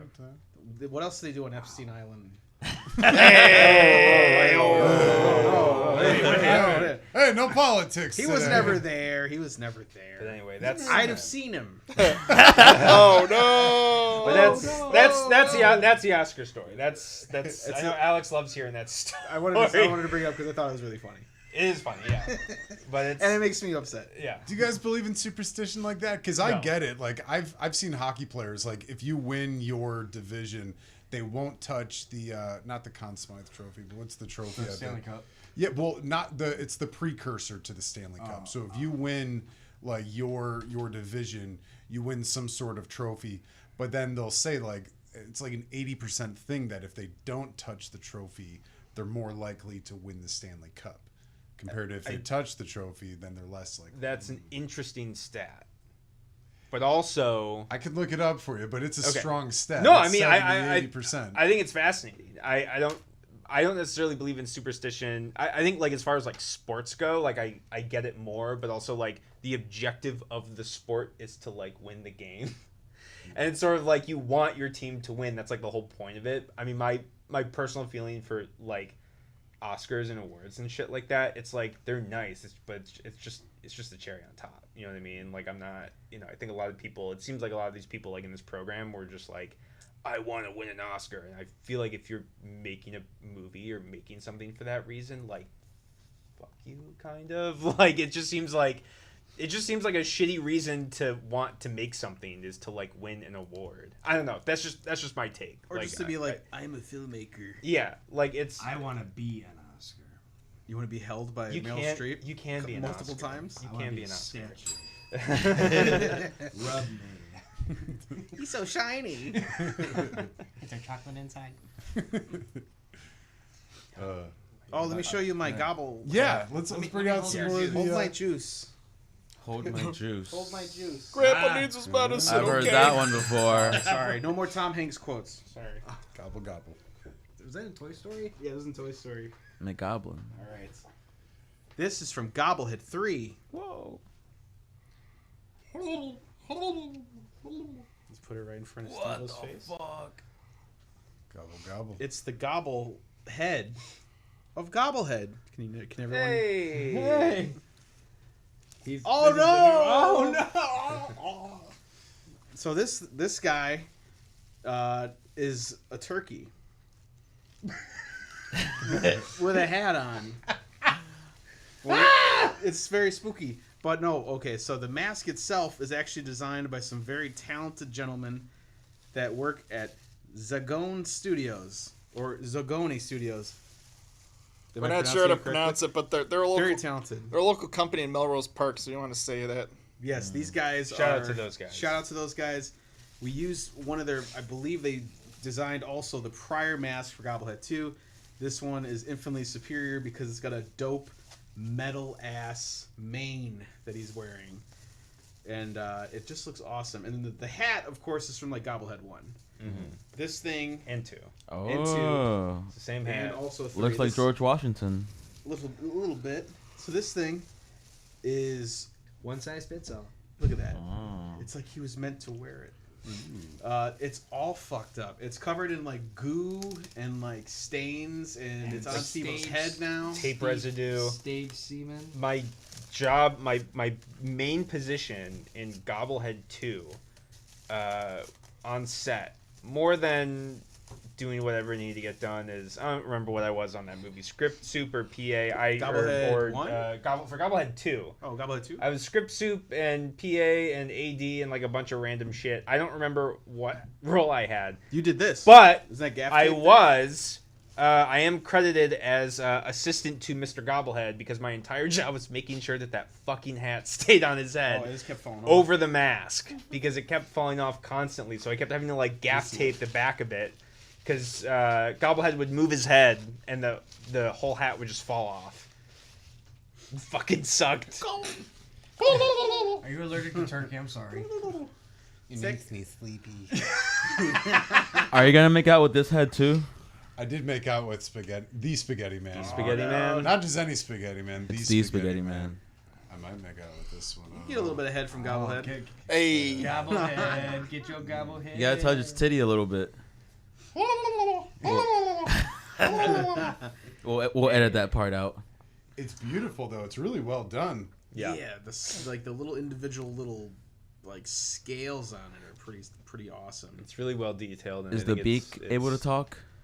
Yeah, the beak can move a little bit. The actor has a decent enough time seeing outside the little eyeballs there. Speaks in a Shakespearean accent. We sometimes have to. We have these little like the eyepieces fog up all the time, so we will wipe the inside of it with like an anti-fog wipe, and it takes care of that pretty good. It's like glasses. Yeah. Can I put Yeah. it on? Yeah. Oh. If you want to. If you dare. I was waiting wait, for you to ask. Was that the one that we? I don't know. Are you Was still? that, Are you was still that the one that we took out to your superstitious? parents' Are you place? still No, that's a superstitious? new one. Oh, That okay, one's- yeah. That one got dumped. Sorry? That If one we you put can. that out, we're Okay. gonna Oh, make a that's fourth right. one. It's true. It's safe. It's you know what, that is a fresh one because the last we actually got There's two for fresh this cum stuff. on that one. The first one was used in a stunt and is no longer with us, but this one is fresh out the package, so feel free. Go ahead, bro. Legend has it. If I know you wear wanna put it Gobblehead's on. mask, he shows up through the door. Whoa. Oh boy. I hope he does. Legend has it. Start he'll the get gobble it. seance. Do the entire rest of the podcast like this. There you go. And then Needs here, you that. want to Anyways, ladies and gentlemen, my co-host, Mr. The Gobblehead.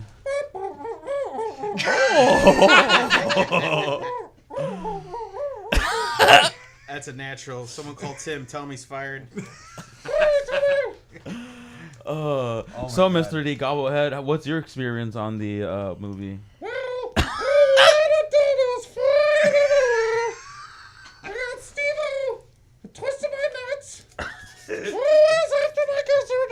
Oh, you signed an NDA. What's Mr. The Gobblehead's favorite sex toy? That sounds like a vibrator.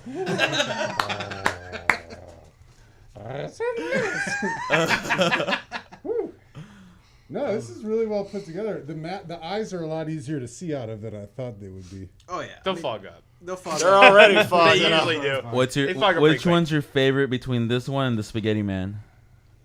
Jack. This one smells nicer. I thought Spaghetti I'll Man give would you that taste a one, lot yeah. like spaghetti. You got the new mask smell. We haven't used Yeah. that for anything yet. It's Yeah. nice. It's nice, and it's a nice leather. It's really it's form fitting. I feel supported. Damn, bro. Are you calling out Mr. Jerry Gonzalez, bro? No, not at Damn, all. bro. Of course not. No, all due respect. I appreciate you guys letting me put this on, but yeah, Of course. No, it's of getting a little course. toasty in this oven. And big shout out to big shout out to our main Gobblehead actor Greg Glom, who's terrific actor, and he was our Gobblehead for I think most of 2 and most of 3 or And all he- of 3. We All have of three. Most of 3. Most of 3. We have That's three right. Yeah. we have 3 Gobblehead films, but 5 actors that played them. 6. 6. Six. Alex is done. Alex did some like stunt Gobblehead stuff without the mask, but Greg has done most of the heavy lifting, and he definitely suffers for us. So we can't thank Greg enough for hanging around in that mask for way too long.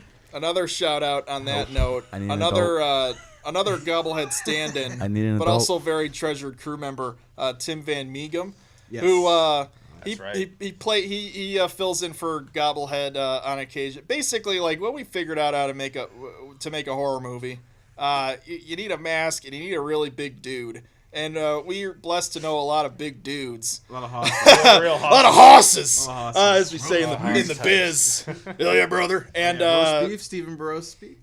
and but yeah, First so gobblehead. But yeah, so Tim, another filmmaker in his own right, as well as a crew member for us, doing behind the scenes media, gaffing, ACing, and so yeah, shout out to Tim. And, Tim's also a filmmaker in his own right. yeah, the gothic horror guy on YouTube. You watch the movie Beast of Gévaudan, which he released. It's how they say it. It's French. Don't you know sophistication? Beast of Gévaudan. And yeah, put it up for spooky season, so you can watch that. And be careful with that hat. There might be some shrapnel in it. Yeah, you were saying that earlier. What exactly did you do to I think that? you could probably send that over to Oh, Nathan. yeah. It's Birdshot from a scene in Gobblehead 3, which we'll leave to people to find out. But I got another prop here to. Oh, that's right. Huh? Oh, we have a Lead my way a little. surprise third prop. A surprise third drop. He's a I guess I surprise. got to stand up for the show, but Careful, don't stand. Watch out. if you can see it from back here. Oh no! What happened? Is it target practice? Is it a great. paper eating virus? Not really. You'll have to log in and find out, or watch and find out. But yeah. What's on? What are got a on the zinger. targets? What are they shooting at? Huh? Well, you're practicing for That's for Gobbleman. That's Gobblehead. practicing for things that will occur in Gobblehead 3. The protagonists of Gobblehead 3 are on the hunt for the foul fiend himself, and they're testing out their marksmanship on the gobble targets. It's a turkey shoot. Hey. Hey. The foulest of them all. I'll get this folded up and then get back in my spot. Well, I appreciate you guys bringing the props and everything. This is super fun. We can't wait to check out Gobblehead 3. And again, it's going to be this Friday. It's getting released, you said? No, we're looking at the Friday before Thanksgiving. Friday before Thanksgiving? Unless there's some insane technical mishap. But, we're looking at that date. Cool. Well, for folks listening out there, just be on the lookout. Gobblehead 3 out on the horizon. Check out Kino Crew Productions.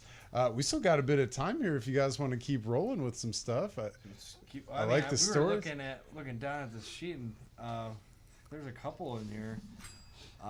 Real quick, another thing with the release, every Friday in November until we get to Gobblehead 3, the fourth Friday in November, we're releasing some bonus features from Gobblehead 2 for people who followed us for a long time. So last Friday, we put out the outtake reel from Gobblehead 2.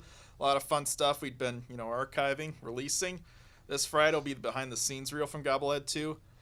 Next Friday, the 15th, will be the stuffed cut, heading up on YouTube finally from 2, then 3 following week. So The we soft gotta. cut is our extended version of Gobblehead 2 with never before seen footage. We ended up shooting quite a bit of stuff for 2 that ended up getting cut.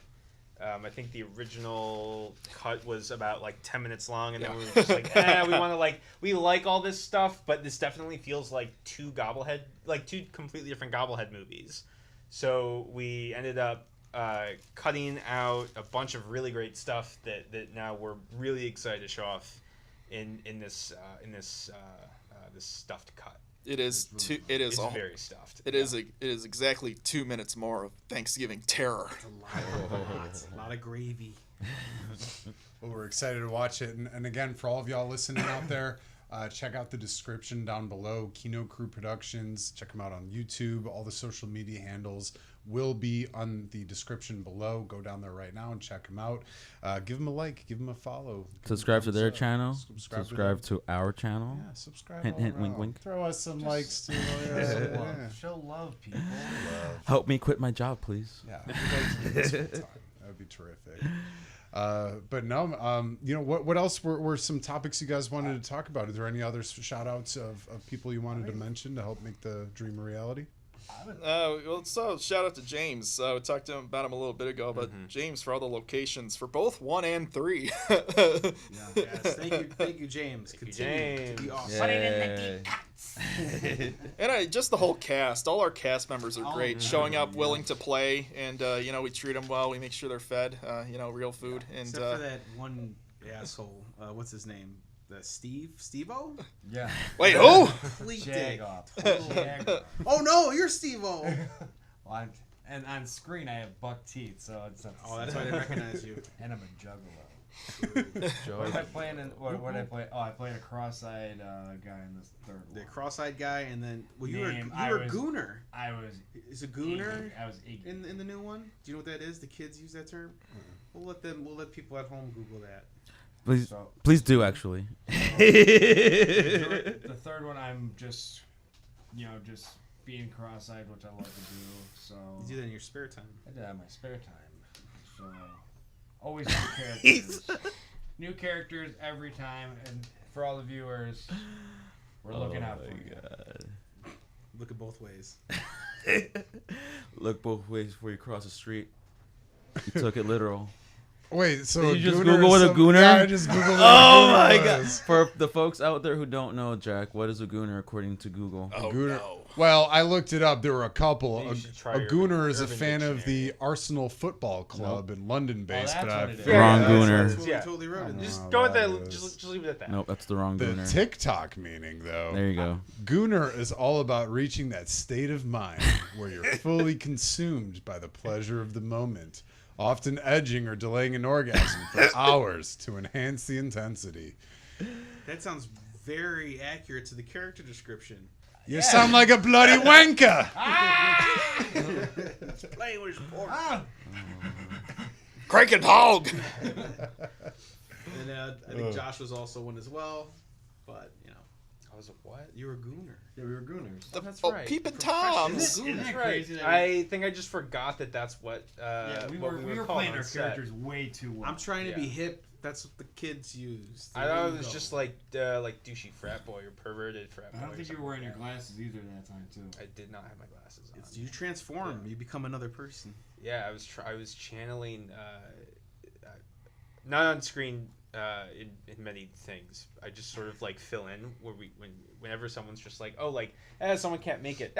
Throw Josh in. All right, I'm fine with that. It's fun. That was a great Literally, decision. literally first time really working with Josh for the bowel movement was somebody didn't show up that needed to be at Yeah. the drag lady table because it was all the girls that were gonna do drag, and one didn't show up, and so Josh I filled in. That was Josh fun. filled That was a in good and time. he was Candy, which I was perfect because we had a very nice bob, or was it a bob? It was a bob. Yeah, we had a bob wig and put him in some lipstick, and honestly, it was one of the fun.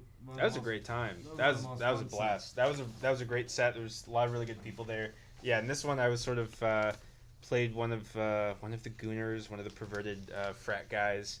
That was the football term, right? Oh, Gooners. Yeah. We got to give a absolutely. shout out to And the third gooner. Tim Schafer. Tim Tim Schafer. Schafer. Shout out to Tim Awesome Schafer. guy. Yes. This is the second always time we've down. killed him. We've Oh killed no, him. I given away too much. Watch the rest. He goes. You thought he was going to finish before. He's just getting gooning. Oh, there he goes gooning again. But the first film we I think that was the first thing we filmed actually. The first thing we filmed on the first one was actually Tim getting COVID, and then Oh yeah. well, forgot. Tim Perez. There are with us. There are a Different lot of Tim. people There are a named lot of Tim and Tim. a lot of people named Kevin. Yeah. Which is really funny. Anyway, no, Mr. Perez. That was the first day when we made him sick, and then Mr. Schaefer was the second day. We choked him with gravy, so we poured a bunch of it down his throat. He was a super trooper about it. And then on the third film, I don't want to spoil it, but it might have involved gravy again Yeah. and gooning. He has a real bad habit of all these things happening to him. If it involves doing something gross, he is the one to call. Like, what was something with crickets? We'll get. Well, I mean, I think I asked him one time. We were planning on doing a film, and I was like, "Would you be down to eat bugs?" Right, because It was a mummy. It was a mummy. film. It was a mummy picture, Yeah. which we'll get to one day. But he was down to eat bugs, and he's like, "For you guys, of course." So And if I was like- anybody's looking for a person that would just literally do anything, Tim Schafer is the one to call. I think he's gonna appreciate that. Yeah, if you want to eat shit, bugs, he loves this stuff. He's probably gonna kill He's a us. good. Yeah. He's a good dude. He's a good friend. He's a good guy. It's a dear lad. Now, if folks are interested in being a part of any of your films, what's the best way to get in touch with you guys and reach out interest in being a part of the next one? First off, like and subscribe.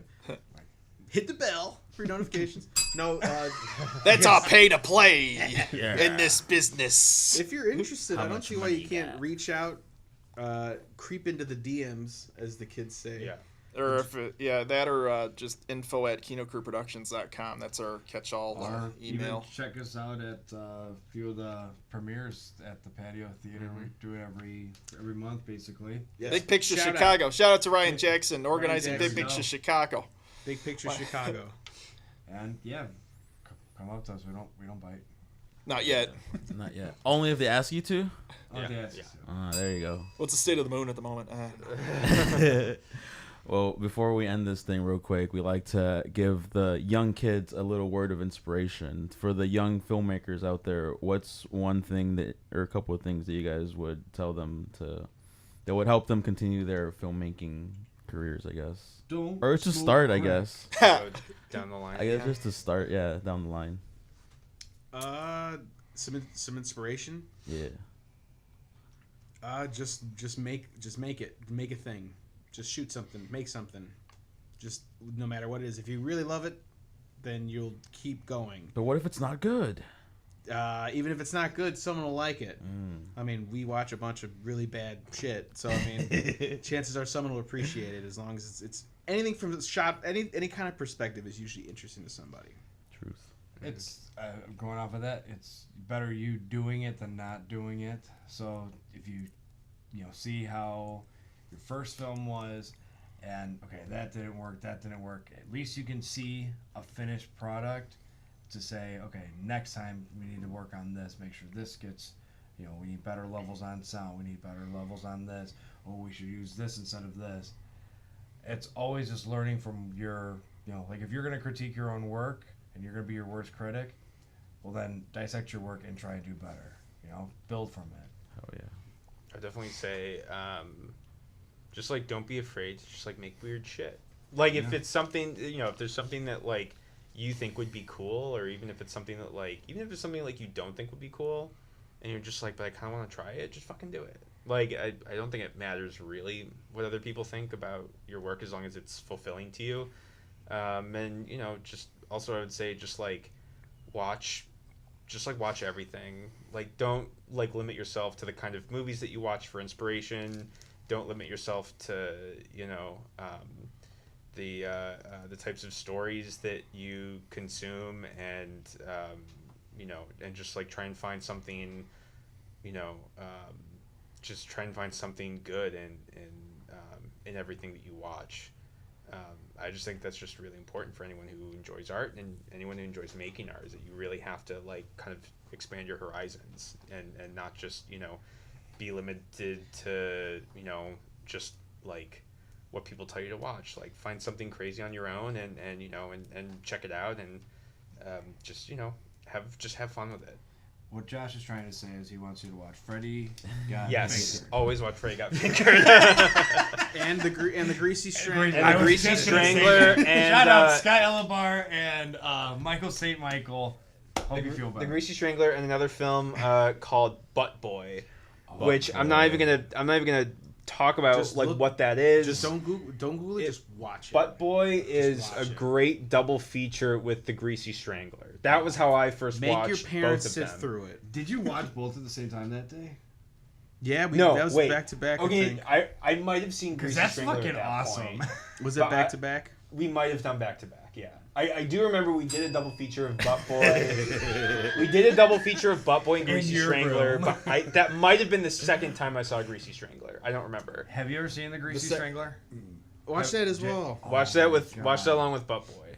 It's great. It's fucking great. We're recommending nothing but classics here, people. And also, I just want to point out that like a lot of the people that make these like films that people think are just like lowbrow or whatever the fuck stuff like Greasy Strangler or whatever. This is art, though. Like, Greasy yeah, Strangler is like- intentionally written. Greasy Strangler is like a very clear vision from from costumes to the dialogue to the music.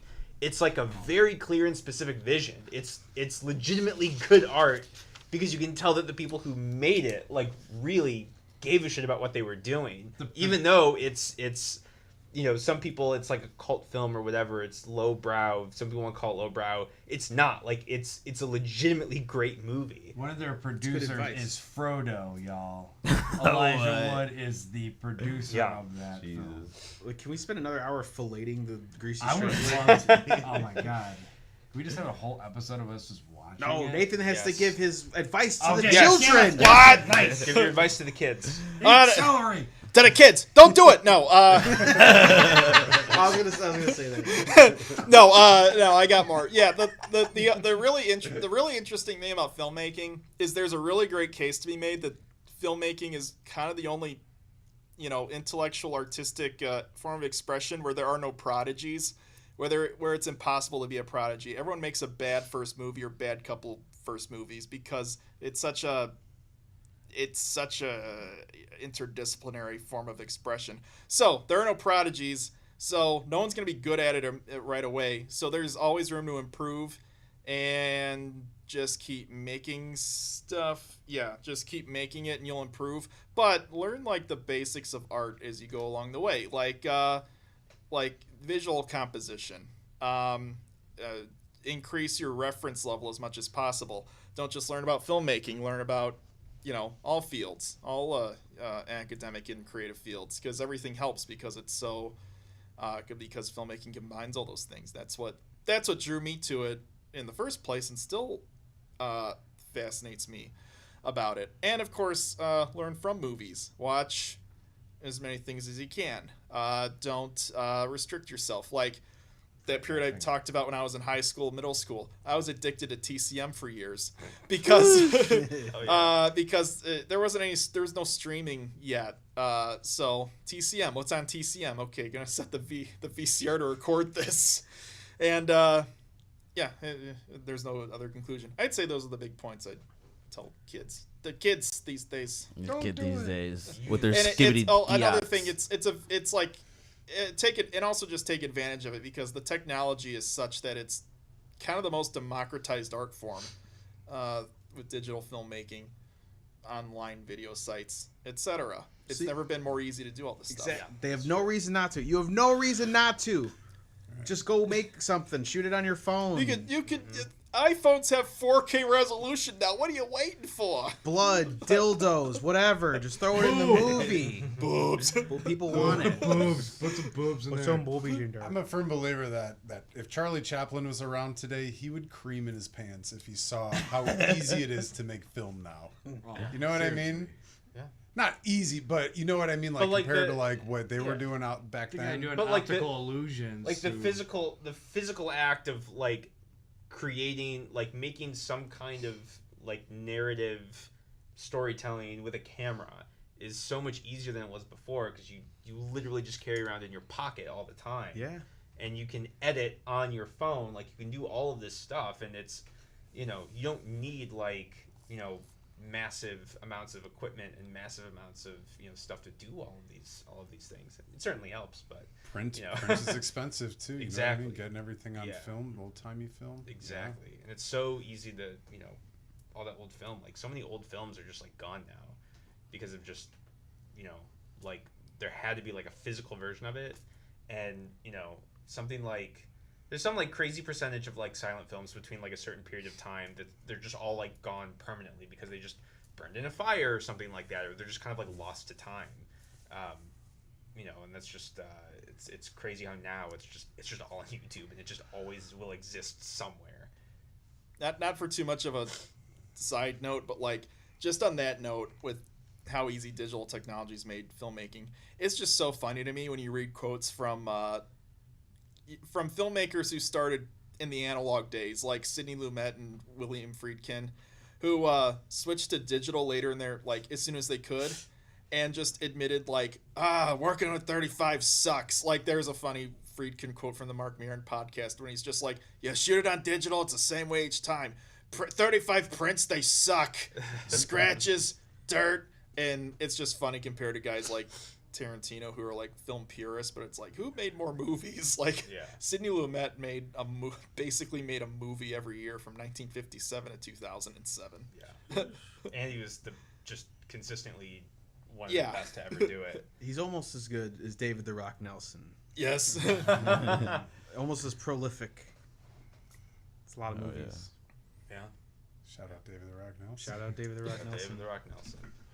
Well, we should be wrapping up here soon because we've been going for quite a bit. But Oh, cool. you guys, Oh, wow. I sincerely. No, I was just like, I didn't realize it was almost 10:30. I was Yeah, like, this we- was so much fun. It's past my bedtime. It's past my bedtime.